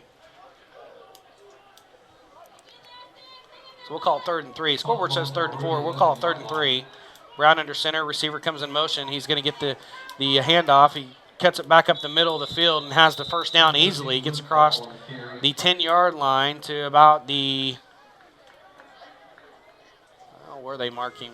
We'll call it the 6-yard line. So pick up a 5 yards on the play. 1st and goal for Chisholm. Another one of their... and another 3rd down conversion. Yeah, 7-play drive so far. 1st and goal from the 6-yard line. Stacked formation. Brown back to pass now on the play action. And an easy touchdown, and that's Karsten Brady.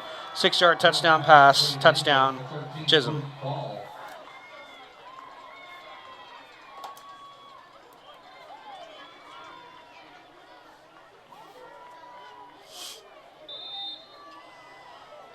That's Brown's 2nd touchdown pass of tonight.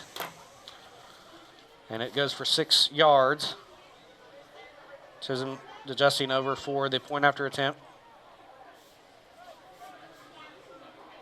Number 11, Austin Swan, kicks the extra point. Snap back, ball down, kick is on the way. It is good, barely, as Chisholm now leads at 35-0. And we've got our breaks in, I believe. Actually, we're going to take another break. You're listening to Perry Maroon Football on Triple Play Sports. The National Institute of Mental Health reports that 1 in 4 adults will experience a mental health disorder in a given year. I'm Marjorie McGinn, President and Executive Director of Women in Government. Talk to your healthcare provider because serious mental illness can be treated. Between 70 and 90% of individuals see significant symptom relief and improved quality of life. To learn more, please visit womeningovernment.org. And welcome back to Perry, Oklahoma. Brock Campbell alongside Mike Shaw, Tyson Davis, our television producer and all that, engineer. And it's 35-0 as Chisholm has put another 7 on the board. Brown, 6-yard touchdown pass to Karsten Brady. Point after attempt by Swan was good. It makes it 35-0, partner. And unfortunately, this is a lot we've seen in the last 4 weeks. At home, too. Yeah. It's confounding me. I can't understand. I mean, we played the best teams at home for one reason. That's one reason. But still, you got to have a better effort at home. Here's a kickoff. Joe Rupp now back to cover. He takes about the 4-yard line, crosses the 10, stutter steps, and he's only going to get back to maybe the 15. And that's where they're going to mark him. 1st and 10 from the 15 for Perry. And you're without Drake Dale. You're without Luke Vollmer now. You've got a half going. Brian Hatfield injured. Braden Sweet limping. And you really want something good for this team to happen right now. Yeah, you hate to see stuff like this. It does. I hate calling games like this. I really do. I just feel bad for the kids. You know, they try hard all week. They don't want this to not happen. Padilla gets the shotgun snap, and he fumbled it. No way. Oh, it's an incomplete pass on the shovel pass. Thank God. I thought the way Chisholm was reacting, the ball was on the ground.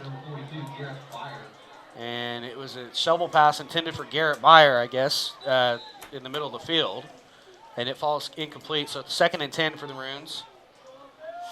2 receivers to the near side, 1 to the far side, 1 back set. Padilla is going to roll to his right. He's got a receiver. Braden Sweet was open. It's incomplete. It falls out of his reach. But he had the corner on Austin Swan, and also in coverage was number 12. That was Bailey Cross. Yeah. So he had the corner, just the pass was a little too high. Brings up a 3rd and 10 for the Maroons. 8:27 to go, 3rd quarter. From the 15-yard line, their own 15. Dawson Padilla in the shotgun formation. He gets a snap. He's going to hand it off to Hatfield in the backfield, I think, and he gets nowhere, so it's going to bring up 4th and 10 from the 15-yard line.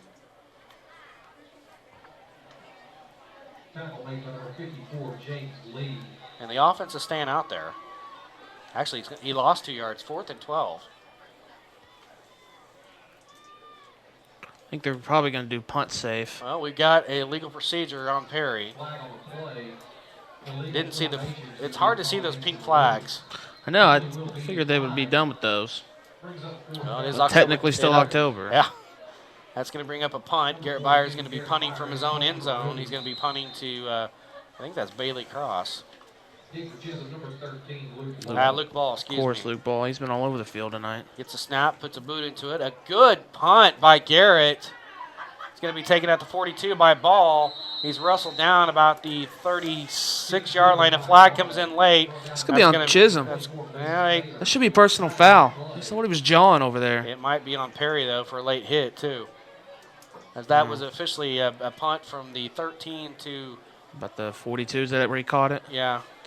Use that. And they marked it down about the 36. 35 yards. Well, yeah, that's net. Oh, you want to go net. You're right. Net. So net would be 23. 23 on the punt. Getting the indication here from the referee, Mr. Newland. Blocking the back on the Longhorns. And I can't tell if he said it was a 5-yard, 10-yard from the end of the run.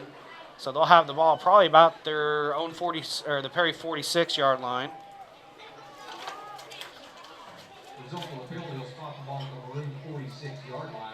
That's exactly what they'll have it. 8:09 to go, 3rd quarter. Still Chisholm on top, 35-0.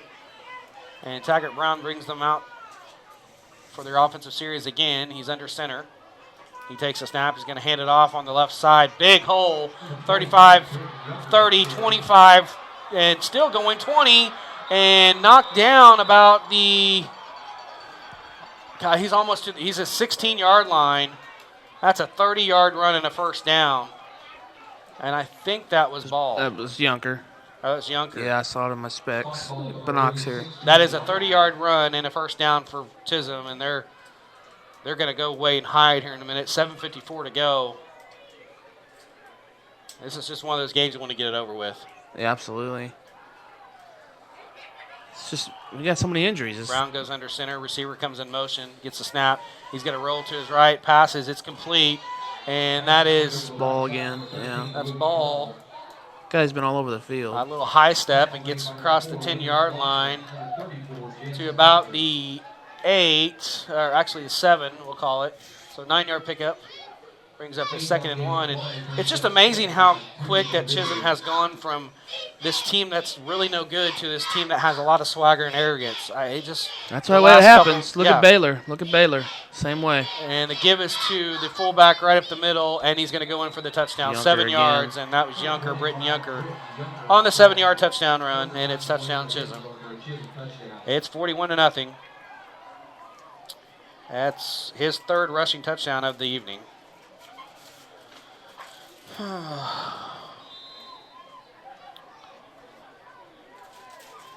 Maybe we can take our frustration out next week against the Gold Bugs. Yeah. Austin Swan back to kick for the point after attempt. Snap back, ball down, kick is up, and it splits the uprights, and it's good, and it's 42-0. Chisholm on top. And we've got all of our breaks in here. At the end of the third quarter, Pawnee leads Alva 42-0 at the end of the third quarter. Good grief. That's going to be similar to us next week. We should be able to do that. We should be able to take care of business with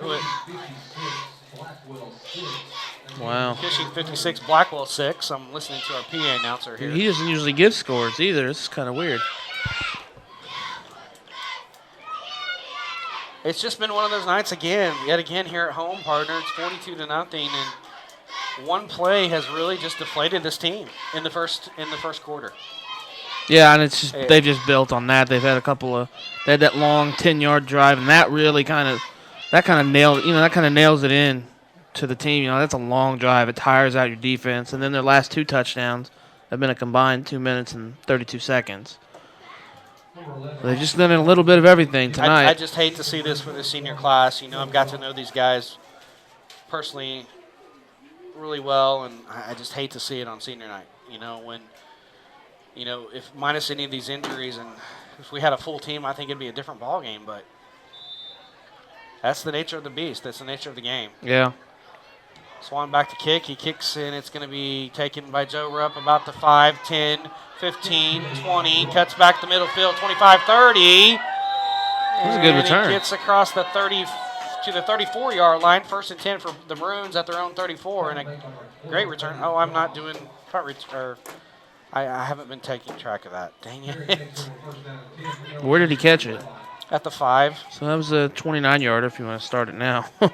Better late than never. Yeah. 29-yard kickoff return for Joe Rupp, and the last one was 10, so I know that one.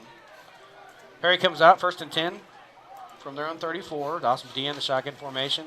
Takes a snap. He's going to fire down the right side of the line of scrimmage. Pass complete to Braden Sweet, and boy, he gets nailed, and that should have been a... He's getting held up, and it hit from behind. It's rough. He gets to across the 35 to the 37-yard line, so he gets about 4 yards in the play. Actually 3. 2nd and 7.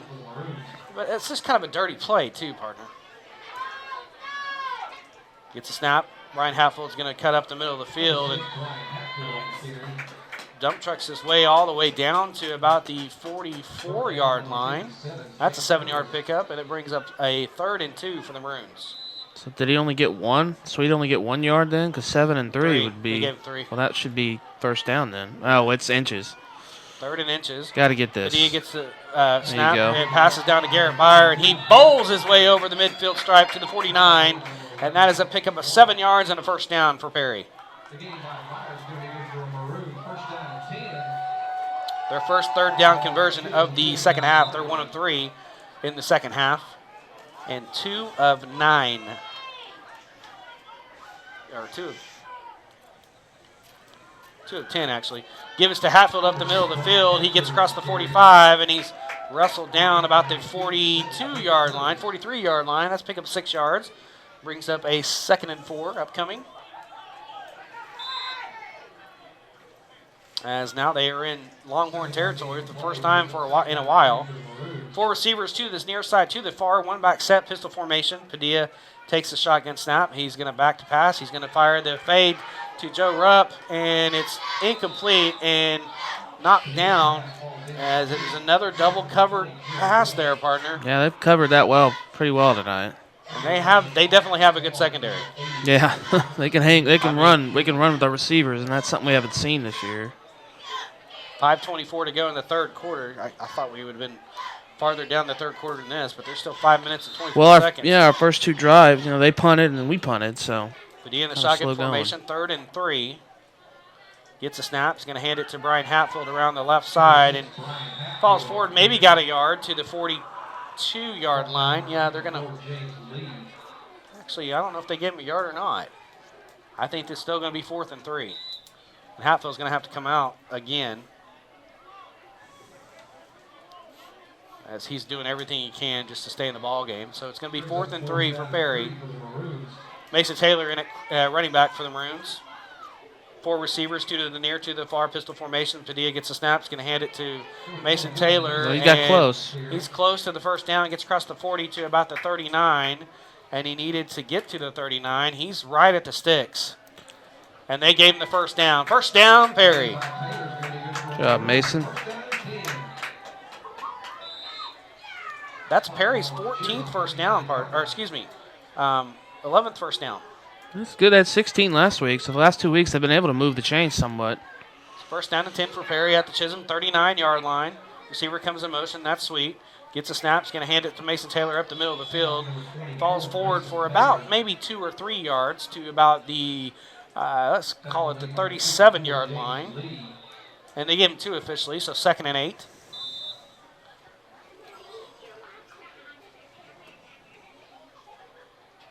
4:14 to go, third quarter. 42-0. Chisholm on top. Padilla in shotgun formation again. Gets a snap. And he's going to throw the slant to Joe Rupp. It's complete across the 30-yard line. Falls forward to the 25. That is a pickup of 12 yards and a first down for the Maroons. This has been a good drive. See if they can finish it good. Get some points here. Good throw again by Padilla. There's no quit. You know, they're down 42-0. No, They're exactly. still fighting. Absolutely. Here. It's good to see. Shotgun formation again. 4 receivers, 2 to the near, 2 to the far. He's going to hand it off to Mason Taylor up the middle. Had a hold there, and then he was quickly covered up as he crossed the 25-yard line. He was tackled by 55. That's Bo Biggers, your favorite guy of the night. 1 yard gain, so 2nd and 9. That was 51. That was 51? That did it earlier. Yeah, Pettis. Pettis was the guy that I don't agree with. Well, no, Bo Biggers is the one that Tyson liked. That's right. He liked that name. Oh, okay. I thought you were talking to me. You looked over here and 2nd and 9. There's 2 of us. I didn't know who you were talking to. You said you liked that name, that guy. I figure you're talking to me because I'm the only one who can respond. Padilla gets a shotgun snap, fires, and it's intercepted by Johnson. Colton Johnson intercepts it at the 6-yard line, and that squelches the drive, and that's Dawson Padilla's 2nd pick of the night. First and 10 for Chisholm at the Perry Maroons, or at their own 6-yard line. That drive had such promise, and too. they still have their starters in, partner. This is what I don't like about a team that likes to run the score up. They still have all their starters in at 42-0. If they want to do that, they have Hennessy next week. If they want to get injured, then go for it. Yeah, some guys say, it's still the third quarter, so we're going to leave them in. Some guys aren't going to do it till the fourth quarter. That's just how coaches are sometimes. But I've questioned Reinhardt's decision-making a couple times tonight, so I'm not on board with him. That you can count on, Tell folks. me how you really feel about the situation. You're the one who was upset. Well, it's 42-0, and you've got what you're going to do. It's going to be a district championship next week. Third quarter. That's going to be his reasoning. It's going to be his reasoning. Third quarter. Brown is under center. All the starters in. He's going to option on the left side. He has the corner. He cuts up the middle of the field, gets across the 10 to the 15, and he's going to fall forward to about the 16-yard line, we'll call it. So that's a 10-yard pickup. He's right at the sticks. And that's questionable. Running with your quarterback. Yeah. You want to leave him in, fine. Well, but Bailey Cross is going to be there. That's a first down for Chisholm, by the way. Go figure, huh? And Bailey Cross will be their quarterback next year. He got to the 17, so a pickup of 11 yards and a first down. But he's not the quarterback yet. Runner center, hands off around the left side. That looked like ball. I can't tell. Yunker. That was Yunker again on the left side. And he gets across almost to the 20-yard line, the 21-yard line, so 4-yard pickup. 2nd and 6 for the Longhorns. At their own 21.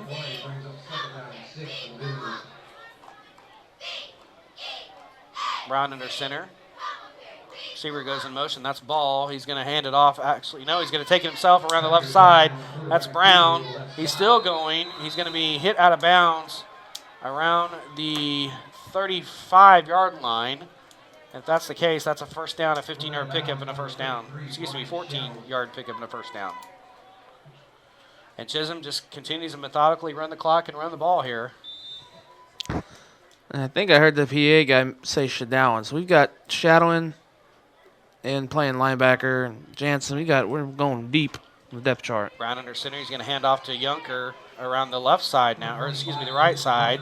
Gets across the 35, falls forward to about the 39-yard line. Give him a pick up of 4 yards, 2nd and 6.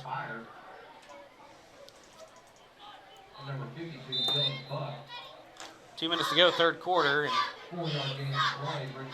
you can't tell me that Chisholm doesn't have enough players to put some more people in, though. You know? Yeah. Well, I mean, they're going to stick with him on this drive, but maybe next drive we'll see him. Brown under center, and that's Ball in motion. He takes the handoff around the left side. Play, He's Jansen. Dropped in the backfield by Jansen Hartwig. Good play.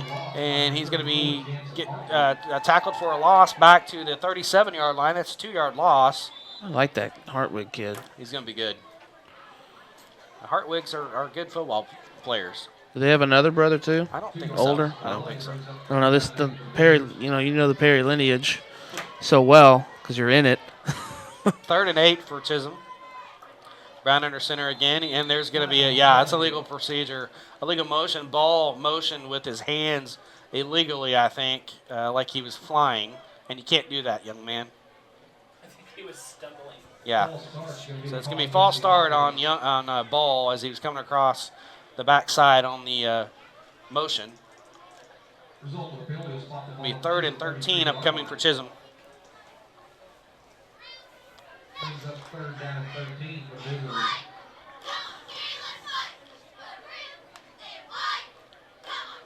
Minute 5 to go, third quarter. All Chisholm tonight, 42-0. Unfortunately, on senior night. Luke Vollmer's back in the game too, partner. He was hurt earlier. Brown gets the shotgun snap. He's looking Now to pass. He they're does find. And it's intercepted by Jansen Hartwig at the 40. Oh! 35. That guy just tripped him. He just tried to trip him. He's right in front of the ref, and he tripped him. And did you see that? Yeah, Hartwig had the interception at the 40-yard line and gets it across the 35 to about the 33. And that is a 7-yard interception return and a first down for Perry. And yes, they are getting dirty, partner. Bladley Cross basically just did the equivalent of a slide tackle in soccer on Hartwig, tried to trip him up, and nothing, no call. Am I going to go down there and talk to the refs after this game? And the linesman's right there and right in front of the play. Jeez. 1st and 10 for Perry at the Chisholm 32-yard line. Dawsby in the shotgun formation. He's going to hand it off to Mason Taylor, and he's going to be taking his knees out right there as he tried to cut it up the middle of the field. He got to the 30-yard line. So, actually, it's an 8-yard interception return for Hartwig as the ball was at the 32. Actually, he got it at the 42. We'll give him 10 yards on it. Okay. 10 yards. Give him a 10-yard interception return. And that was a 2-yard gain for Mason Taylor. 2nd and 8 for Perry. Padilla in the shotgun formation. 4 receiver set. He gets a snap rolling to his left. And he's going to fire it short, complete to Garrett Byer. And he's going to get across the 30, falls forward to about the 28. Maybe a pickup of 2. Brings up 3rd and 6 for Perry. And that's going to be the last play of the third quarter. And Perry is down 42-0 as we head to the fourth quarter. You're listening to Perry Maroon Football on Triple Play Sports. Hey, Maroon fans, are you looking for a great dentist? Look no further than Custom Dental and Dr. Dewhurst and let your fear disappear. Have you heard about the Maroon Fan Special? Be one of the first 10 callers and take advantage of our Let's Get Acquainted appointment and get $100 off any new dental services found needed by Dr. Dewhurst. This Let's Get Acquainted appointment includes exams, x-rays, and a private consultation for only $38. Don't wait. Call 336-2310 right now and tell our team you want the Perry Maroon Fan Special. Go Maroons, go! The world needs a lot of energy to run, so we care about where and how it's produced. At Devon Energy, we're not just providing energy, but responsible ways to supply it. That's why we're proud supporters of the areas where we live and work. Because just as important as what the world needs today is what it needs for tomorrow. Devon Energy. Commitment runs deep.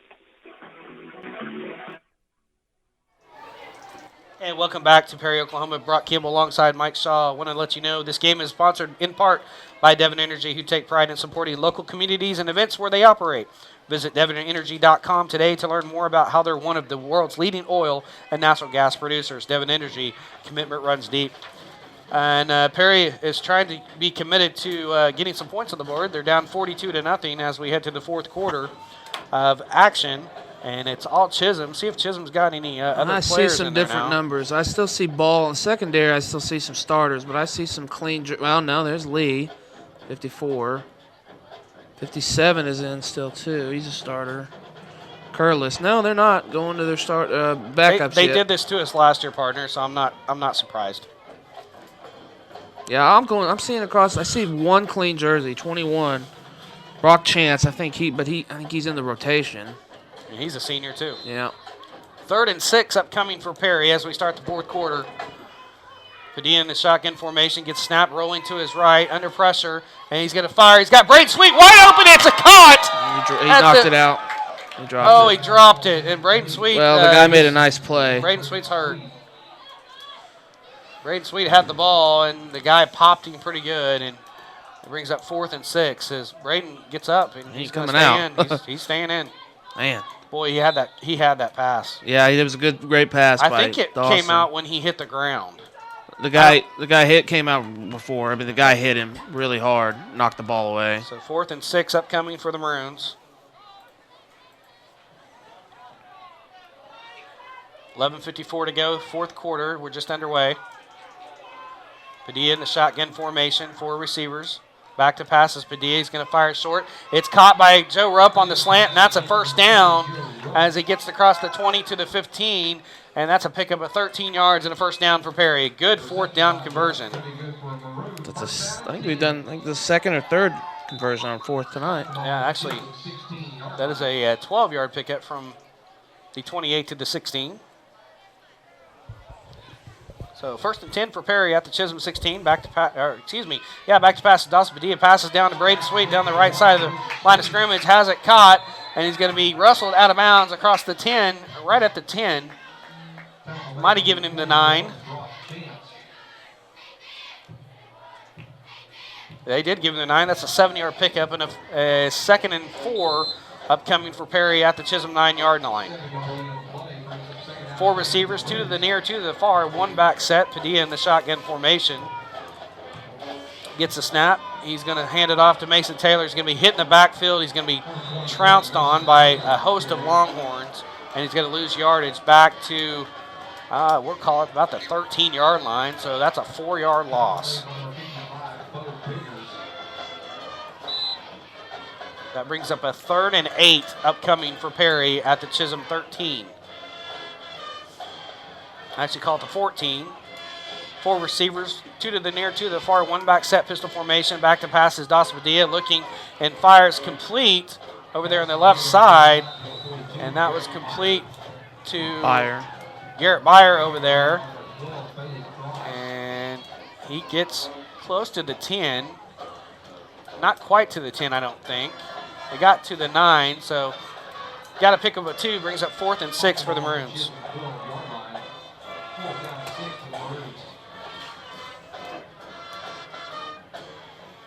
Padilla in shotgun formation again, pistol formation, 2 receivers to the near, 2 to the far.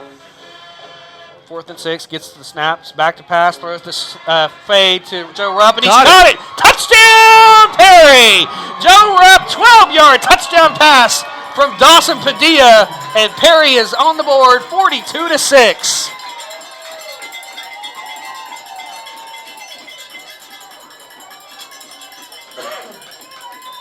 And just a box out there by Joe Rupp, a basketball term, as he boxed out the defender, and he wasn't going to be denied that ball, partner. No, and perfectly just a great thrown catch ball. and a great throw. Yeah, perfectly placed ball by Padilla. Just dropped it right in there. Looks like going for 2 here. Too tight, Volmer and Byer. Padilla back to pass. He's going to fire it short. And it is in there for the 2-point conversion. It's good. It's 42-8. We're going to take a timeout. You're listening to Perry Maroon Football on Triple Play Sports. Follow up with your team and favorite players in the Perry Daily Journal, supplying your local news for 120 years.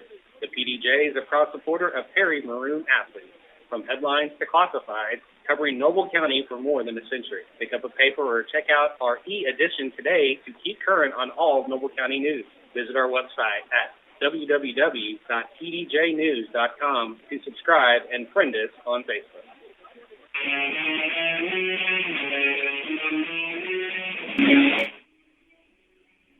And welcome back to Danielsville. Brock Campbell alongside Mike Shaw as Perry finally gets on the board. A 12-yard touchdown pass from Dawson Padilla to Joe Rupp in the right corner of the end zone.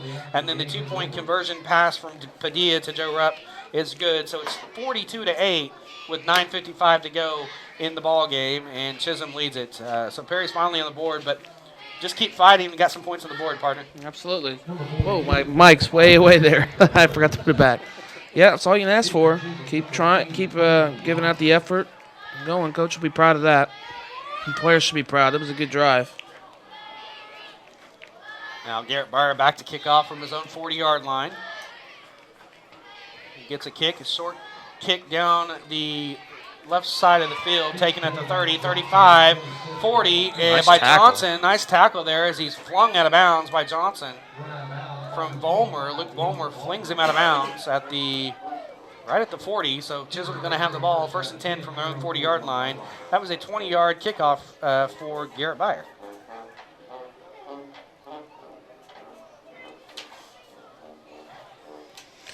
The last drive was eight plays, 32 yards, 2 minutes 47 seconds off the clock. It was a nice drive by Perry.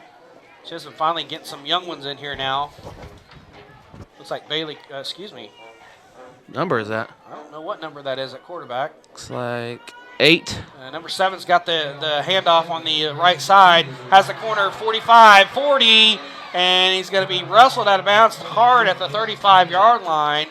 So 10, 20, so 25-yard pickup on the play. Actually, they gave him a 20-yard pickup, 21-yard pickup to the 39-yard line, and that carry was Mason McKee. Mason McKee, yeah. And at quarterback is Number 8.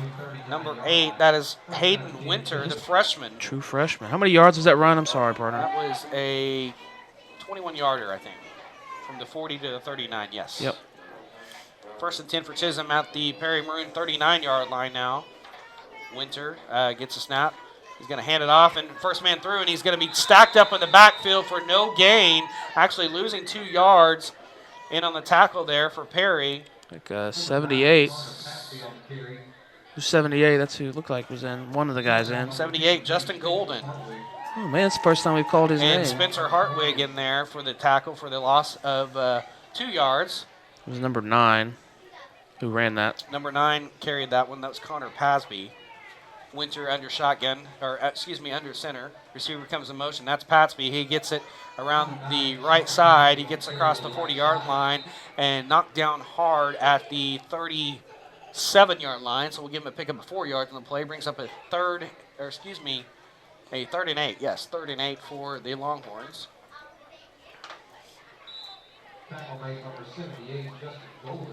There's again. Justin Golden with another tackle over there. Where's he been? He hasn't played all year. He's got a wrap on his hand. Maybe he's had a broken wrist or something.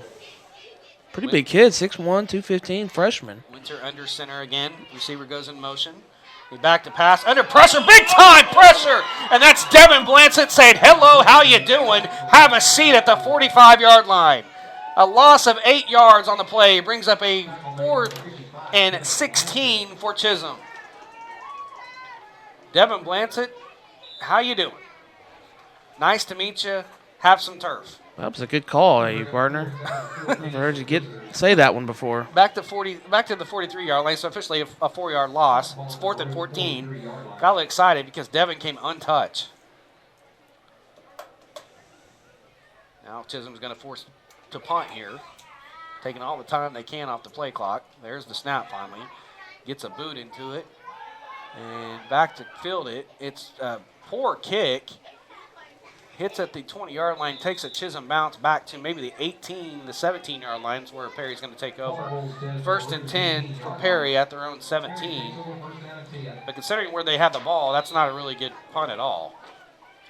No, absolutely not. We're going to take another timeout as we got official timeout. You're listening to Perry Maroon Football on Triple Play Sports. We have a simple message for our local residents and neighbors. The best patient experience in healthcare isn't an hour away. It's right here at Stillwater Medical Center. We're pledging excellence. And our physicians, nurses, and staff are promising compassionate care every day. So when you need understanding, attentive treatment, You can stay close to home. Learn more by visiting stillwatermedical.com.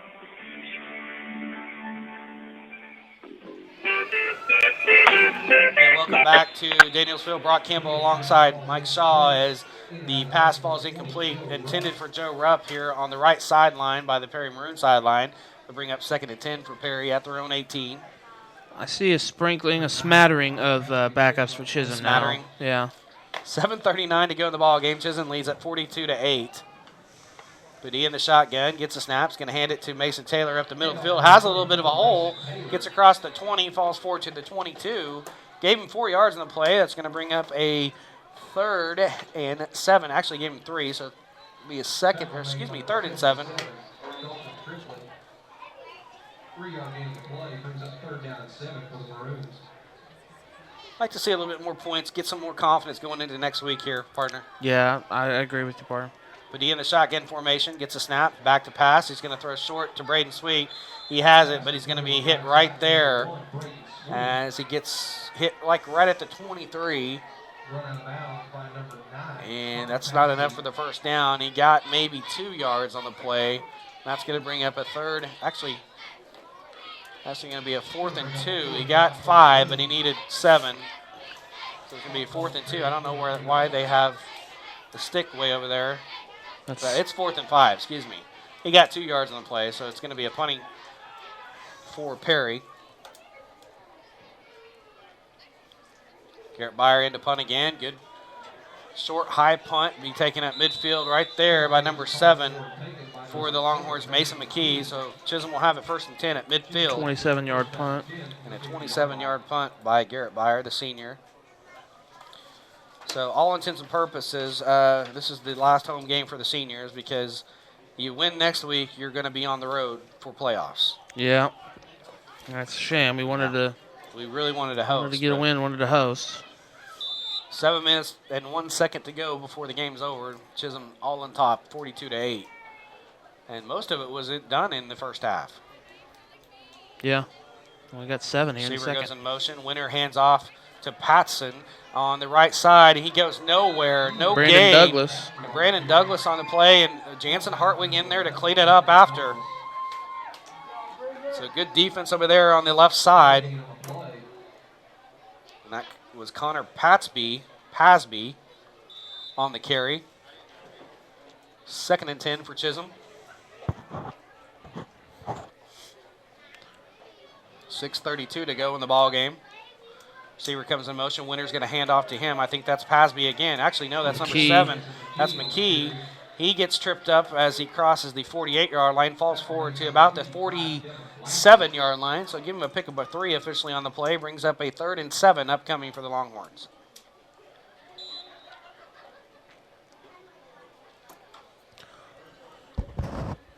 Hayden Winter in the shotgun formation now for the Longhorns. 2 receivers to the far side. 1 back set. Gets the snaps. Looked like movement, but didn't get there. He's going to fire down the right side. That's complete. And a nice tackle over there. And that was that Jansen Hartwig again? I think it was. Actually, that was Clausen. Little Liam coming up from his cornerback position. And no gain on the play. And it's going to be 4th and 6 for Chisholm. Boy, give him another year in the weight room, partner. I'm sorry. He's going to be a good corner. Yeah, he's only 10. He's only in 10th grade, so he's only a sophomore. 5'5", 125. He can keep growing, too. He's still a youngin'. Good wrestler, too, bud. Is he? Yeah. With a name like Liam, you got to be. Chisholm taking all the time off the clock. 4th and 6. And they're going to go for it. Hayden Winter under center. Receiver goes in motion. And there's like going to they be didn't get it off. a legal procedure or a delay of game. I think it's going to be delay of game. And it is delay of game on the Longhorns. Rack them up 5 yards, and it'll be 4th and 11 upcoming. Chisholm is only 4 of 10 on 3rd down tonight. That's a better percentage than what they had coming in. So into punt now for Chisholm, I think it's Bailey Cross, and he's going to punt to nobody. Nobody's going to be high. It's a terrible kick. It's straight up in the air. it's going to bounce back. Nope. It's going to take a Chisholm bounce and going to fall sideways, kind of. Sideways right there at the 38-yard line. So I think Perry will take over from their own 38 with 4:52 to go in the ball game. Let's see if we can get a little bit more. I'd like 42-16 better than 42-8. Yeah, definitely. Try to get as many points as you can. And all the starters come back out for the Maroons. This is have money. coaching, and this is getting ready for next week because you have to win next week. Yeah, that and just the numbers. We don't have a lot of numbers right now to have backups. Padilla comes out, shotgun formation again, 2 receivers to the far side, 1 to the near, 1 back set. Gets a snap, and he's looking for the fade for Joe Rupp. He's got a step, He's got it. 30, 25, 20, 15, 10, and he's wrestled down at the 3-yard line. And that is a great call by Coach Bennett. 38, so that's a 12-yard pickup, and then he's down to the, let's see where he spots him here. I think the 4-yard line, so from the 38 to the 4. 12 plus 46, 52. To the 3. The 3? Yeah, 47 plus 12, 59 yards. 59 yards. Yeah, 59 yards. 59-yard reception down to the 3-yard line. 1st and goal for Perry at the 3. Padilla in the shotgun formation. He's going to pass down the left line of scrimmage, and it's caught. I think that's Joe Rupp again, but he's wrestled down for no gain. Actually, that's Braden Sweets. Sorry, my bad. And, yeah, it's no gain at the 3, so 2nd and goal from the 3. No gain on the play.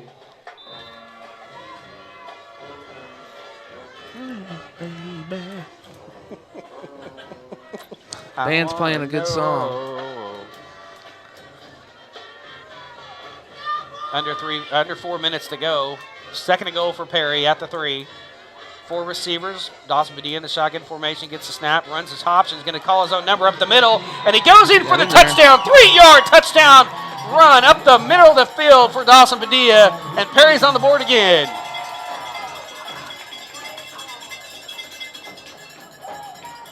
So it's 42-14, and Perry putting some points on the board in the 4th quarter, make this one a little bit more, make it a little more respectable. Yeah, thank you. That's what I was trying to work with here. That was 4 plays. I got 3 plays. 3 plays. You're right. The long one and the 0-yard and that one. Perry 38.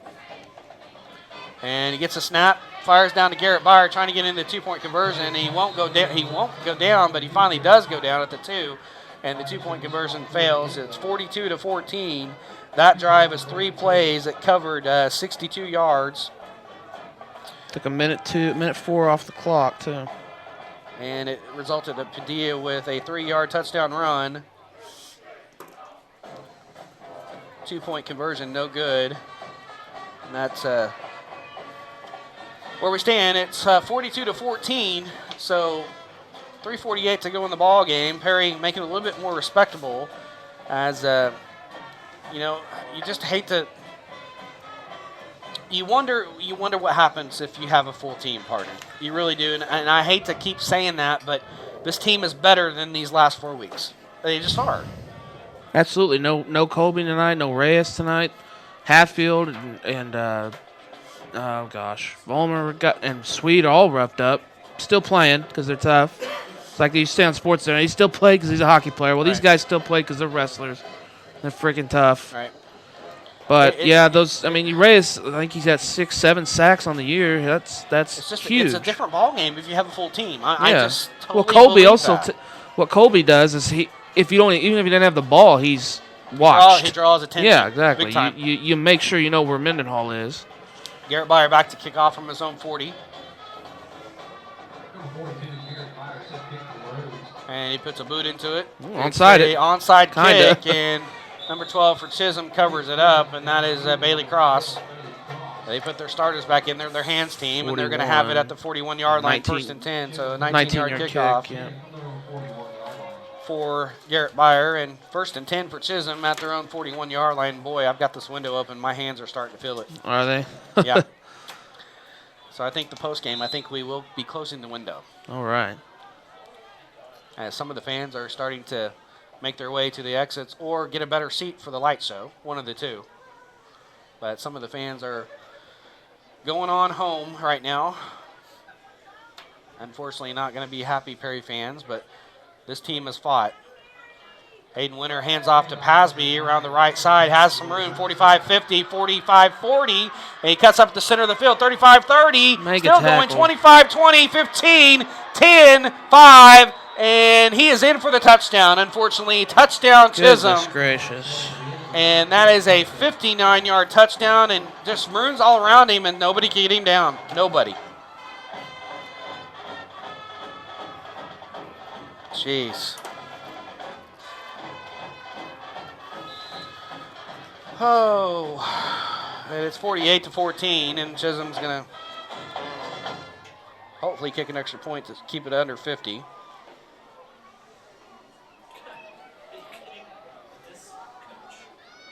And they're lined up for a 2-point, but now they switch over. Yeah, I like that swinging gate formation.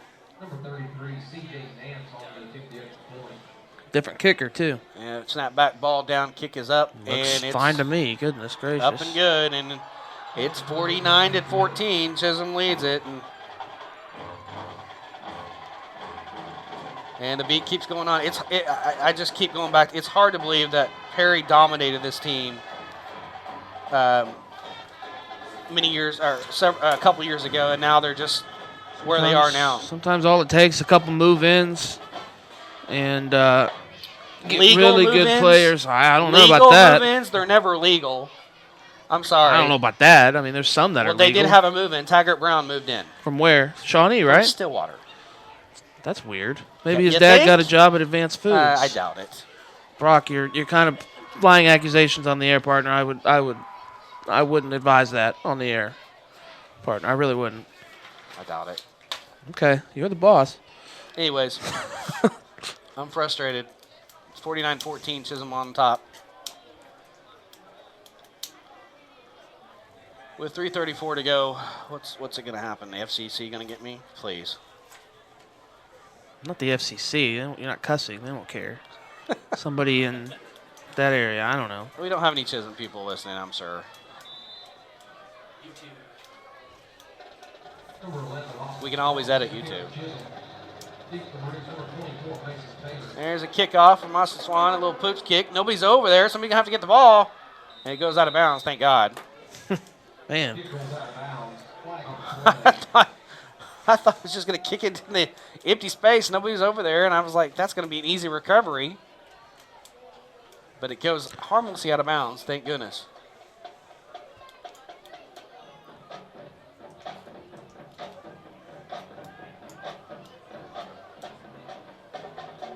Now, there's some other teams around the state that you can question some things about how they get kids, but it's legal, so. Dospedy in the shotgun formation fires to Garrett Byer down the left side of the line of scrimmage. It's complete, but no gain on the play. Brings up 2nd and 10. No gain on the play.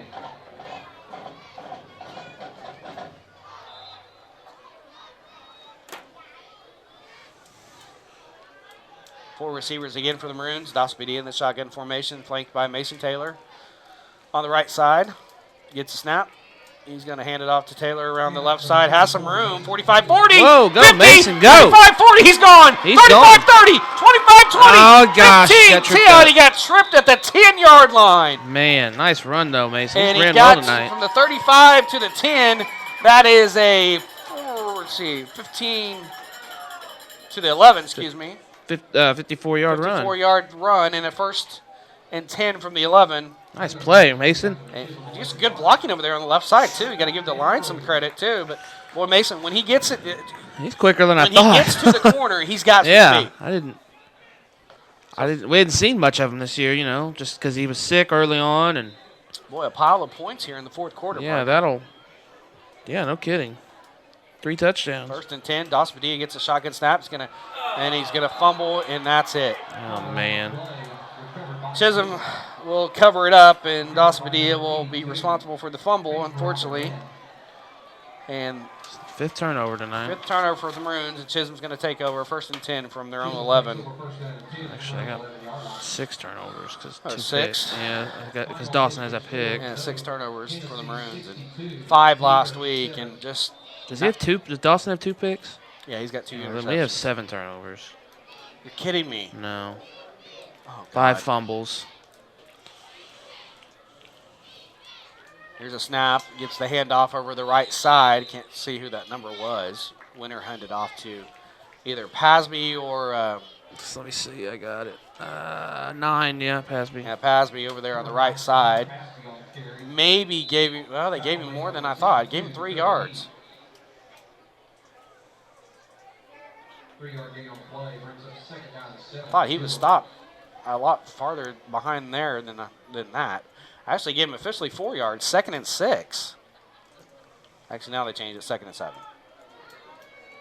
I'm doing that on purpose to you, Tyson. There's the snap, handoff. I think it's Pasby on the right side. Has the corner again. He's going to be pushed out of bounds, or he would have been gone once again.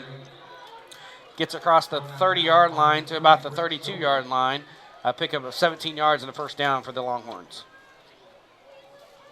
My apologies for what I said earlier. I didn't really mean that. I'm frustrated with this team, partner. I understand. I just, off the air. Hey, let's have a ball. We'll talk about all we want. No, let's not say that on the air either. No. No, we don't do that. No.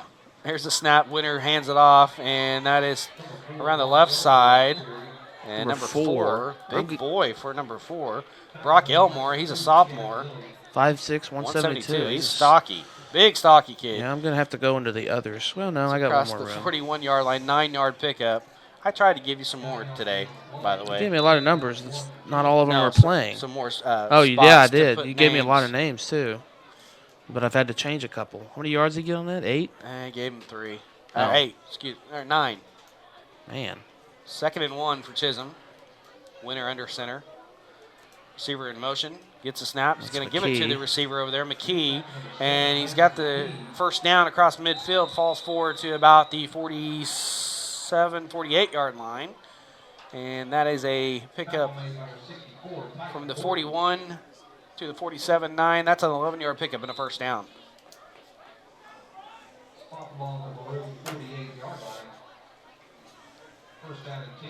Minute 5 to go in the home season of the Maroons. They'll be at Alva next week. 7 o'clock start.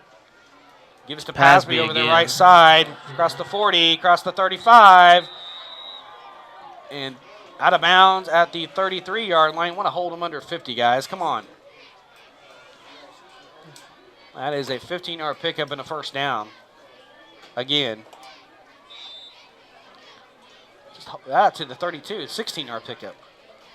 Go, clock, go. I don't want 50 points again on this team. I hate to see that. Perry's fought their way back nicely in this game and made it a little bit respectable. They don't want to give up 50 here. Hayden Winter gets a snap. He's going to pitch to 4 again, Elmore around the left side and tripped up nicely in the backfield by 44 for the Maroons. That was Chandler Bocox on the tackle. Sophomore. And I think we're going to give up less than 50, thank God. 15 seconds to go. I don't think Chisholm's going to snap it one more time. If they do, then I'll lose all respect. But I think that's going to be the final snap of the ball game. Chisholm wins this one 49-14 to move to 8-1, 5-0 in the district to set up the district championship next week at Hennessy. Perry drops to 5-4, 3-2 in the district, and will need to win against Alva to finish 3rd next week. So we're going to take our first time out. You're listening to Perry Maroon Football on Triple Play Sports.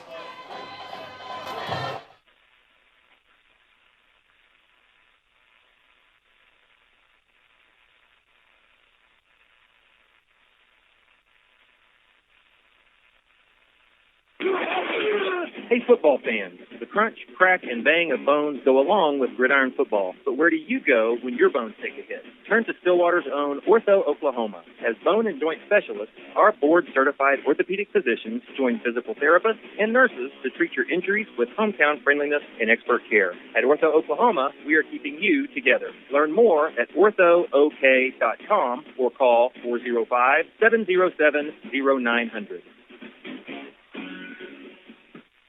Duty, neighbors united for the common good. Honor, the faith that dedication to a noble cause is right, just, and good. Country, a vow to support our nation's people during desperate times. Duty, honor, country. We're the Army National Guard. Call 1-800-GO-GUARD. In the Army National Guard, you can. Sponsored by the Oklahoma National Guard. Aired by the Oklahoma Association of Broadcasters and this station. And welcome back to Danielsville. Brock Campbell alongside Mike Shaw. The final tonight, 49-14. Chisholm defeats your Perry Maroons on senior night. Just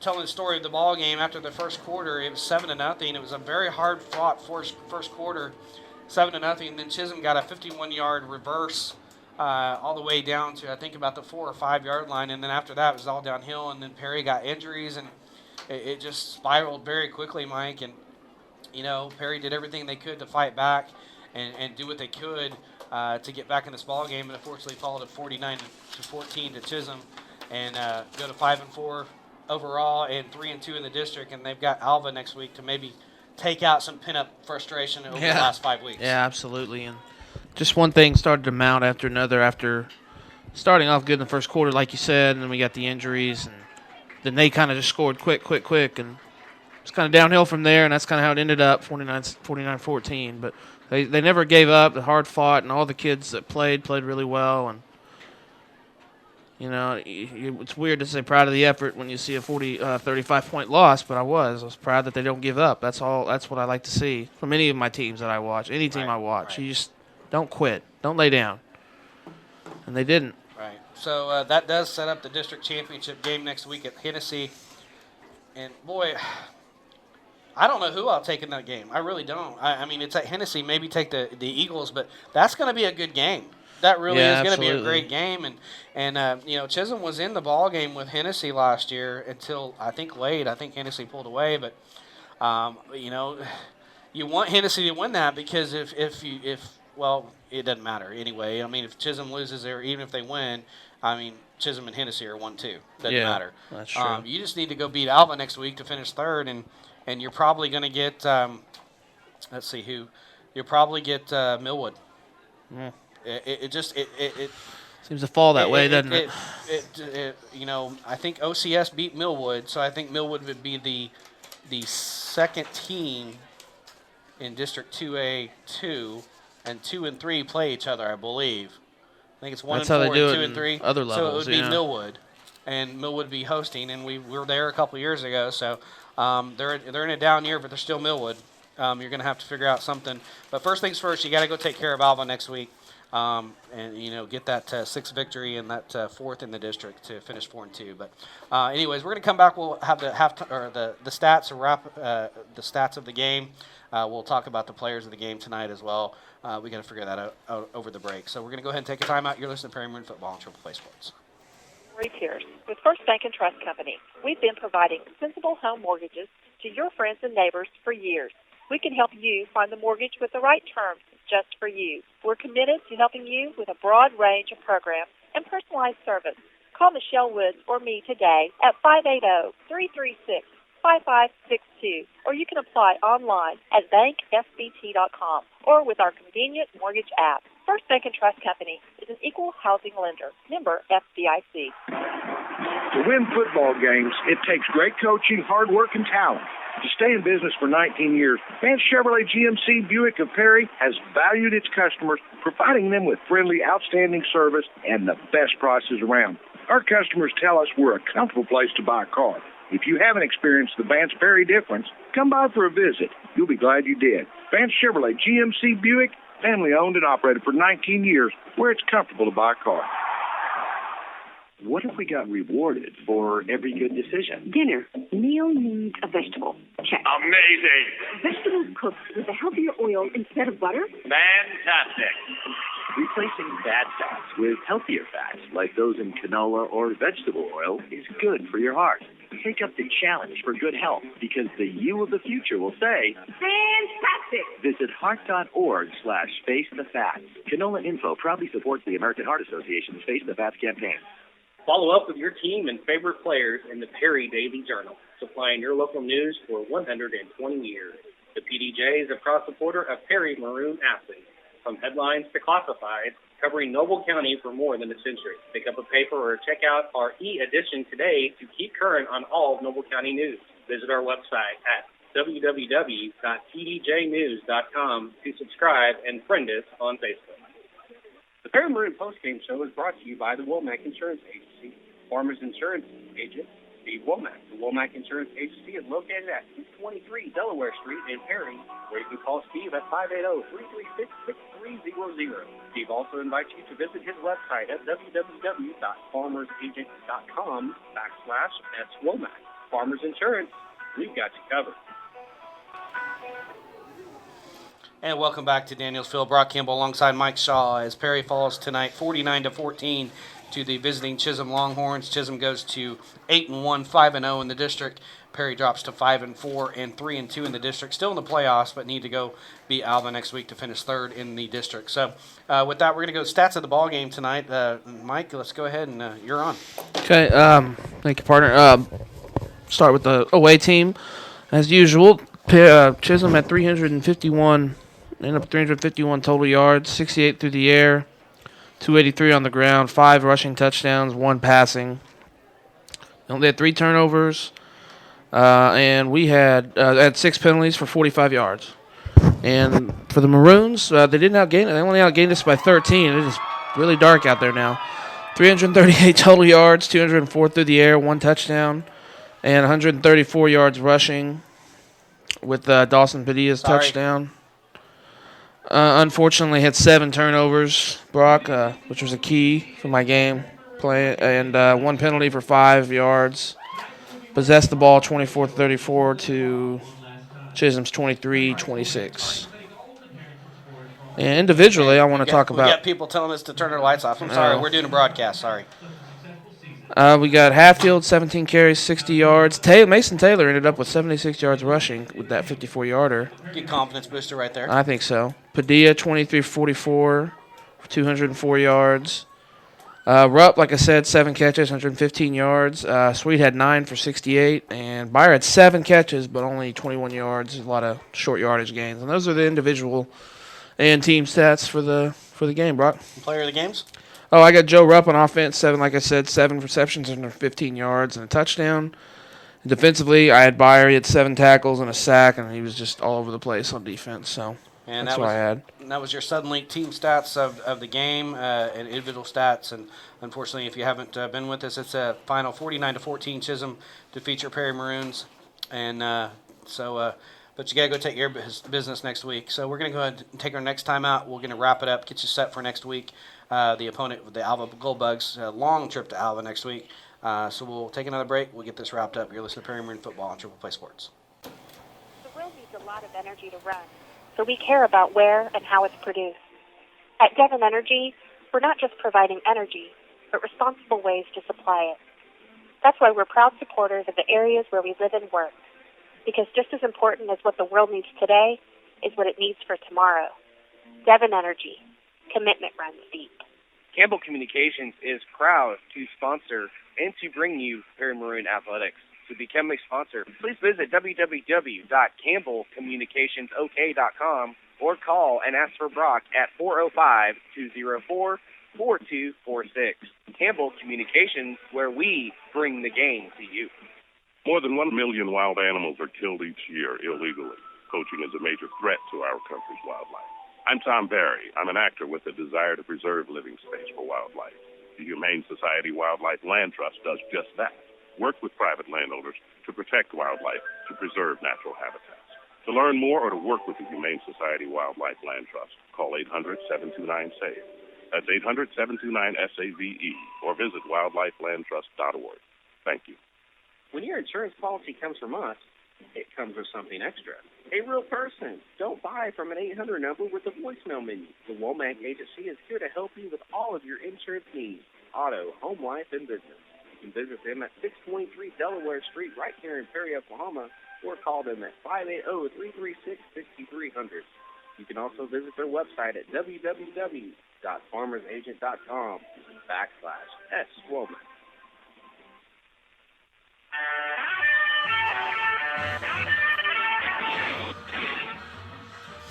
And welcome back to Perry, Oklahoma. Danielsville, Brock Campbell alongside Mike Shaw, and Perry takes the defeat tonight, 49-14, to move to drop to 5-4 and 3-2 in the district. Chisholm wins and moves to 8-1, 5-0 to set up that showdown next week, the district championship, the one they've been talking about all year.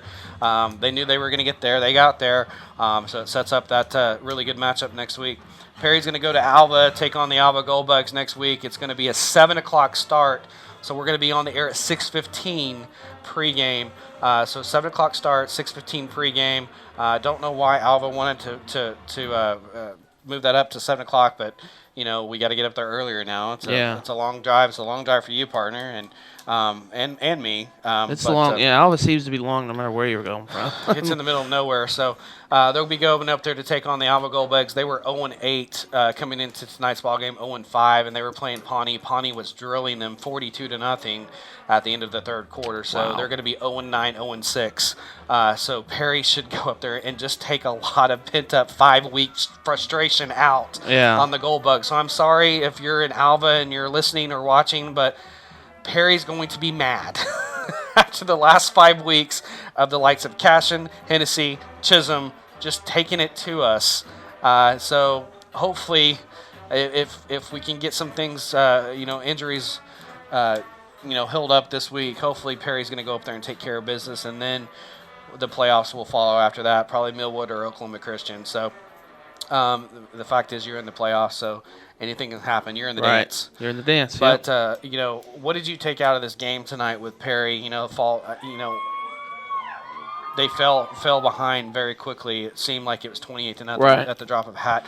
What did you take away from the ball game? Chisholm did kind of what I thought they would do. They're a very sound team on offense. They like to do methodical drives, and they got a couple of those, and they got a couple big plays, and then we were down and injuries and everything. But I saw a lot of fight. That's my main thing. A lot of fight from our boys, and you're down so many guys anyway, and guys are hobbled. It's just hard to beat good teams like that, So that's what I took away. And Coach's key in the pregame interview was focus. And I thought for the most part we did come out more focused, especially defense. That was a defensive battle in the first quarter, and then Chisholm got that score at the end of the first quarter, 7-0. Then they got that big reverse play. Yeah, because then I think we fumbled or something because they scored right before the quarter ended. Actually, remember? The reverse play happened in the first quarter. That's right. To set up the first and goal. It was right before. Yeah, so it was 15-0 like that. In a matter of seconds. And then it snowballed. Perry had 7 turnovers tonight, unfortunately. That's just 5 fumbles in 3 games. 5 fumbles and 2 interceptions, and you're just not going to beat anybody.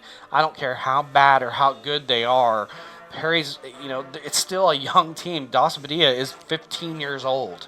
And Mason Taylor was a couple of fumbles. And I'm not harping. I'm not He's saying a sophomore. He's young. He's young. He hasn't played much. He's been hurt this year. So and he has been hurt. He had mono for most of the year. And that'll hurt anybody. That just takes rhythms and chemistry. And you're not used to getting the ball, and he's not used to handing Padilla. That's all that is. I'm not saying he's bad. Just so. But the fans at home watching on YouTube or on Suddenlink, stay with this team. Keep supporting this team. This is a team in progress. Coach Cameron Bennett is building something here. We've seen it. But you just realize there's not a full team right now. You don't have the full complements of your best players right now out there competing. If Colby Mendenhall is here, they concentrate. There's more focus on him. You open up the pass, and then maybe that opens up him. There's so many different dynamics that could have occurred if you have a full squad. And I think the Hennessy game would have been different. This game would be different. Newkirk would have been a blowout. It's just little things that. Boy, this team is there. They just got to figure out how to go over that hump. Exactly. And Chisholm found a way to go over that hump. Because they were the bottom feeders of this district a couple of years ago, and then they found a quarterback and they found some skill players to go around him. And Joey Roderick has built a good program over there, and they've come up from the ashes. Now Perry's going to not say Perry's at the ashes. They've just got to figure out how to get to that next step. Right. They're in the playoffs this year, and then the next step is to win the district maybe next year and beyond. That's how you do it. That's how you build a program. Right. But Second year making the playoffs, though. Excuse me, pardon me to cut you off. Second year making the playoffs is huge. But, I will say this about our district. The coaches see what's going on in Perry. They understand what Coach Cameron Bennett is doing. There's mad respect for the coaches here at the district. They've said that. They've told me when I've tried to get information for the pregame. So there is respect of what's happening here at Perry. It just got to keep getting the kids funneling into the program. If you're interested in football, get interested in football. Go out there, practice. Get your kids out there. More kids, the merrier in Perry. And, if we get them developed at a younger age, they're going to be good when they get to this level. So, and they've got a good coaching staff to look up to and work with, because Coach Cameron Bennett, Landers, Young, Lindsley, all those guys, they're good guys. They're good Christian guys, and they instill really good things in these young men. And, I just hate calling these types of games, because it's heartbreaking for me, because I'm a Perry alum, and it's no fun calling these games. No, I agree. But we see that there is improvement happening. You're in the playoffs this year. Last year you weren't. Yeah. So, that's just all there is to it. You were 3-7 last year. Or were we 2-8? 4-6, I thought. Or 4-6. So, you're still out of the playoffs. You missed the playoffs by one game because you didn't beat Tonkwell. This year you did. Right. That's a step you've taken. Yeah. So it's just little things. But, Perry, they got used to getting to the playoffs there for a while when Coach Hickson was here.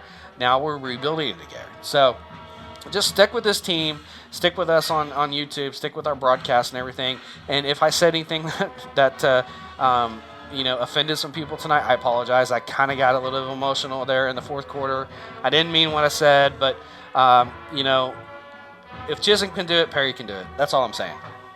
So, anyways, with that, we're going to go ahead and wrap it up. I want to thank my partner, Mike Shaw, here, doing a great job providing color commentary and doing stats. I also want to thank Tyson Davis over here being our production engineer. Thank you, the fans that are listening wherever you are, watching wherever you are, YouTube, Seven Link Channel 52. Also want to thank Kevin McCoy back in the studio, punching all the buttons, getting us the right breaks and everything, and telling me what to do and all that in the station.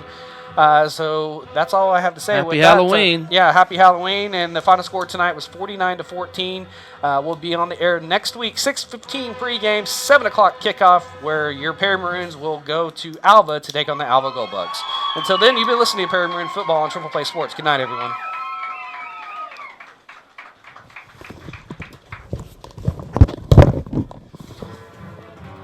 Duggar Funeral Home, Custom Dental, Devon Energy Corporation, First Bank and Trust.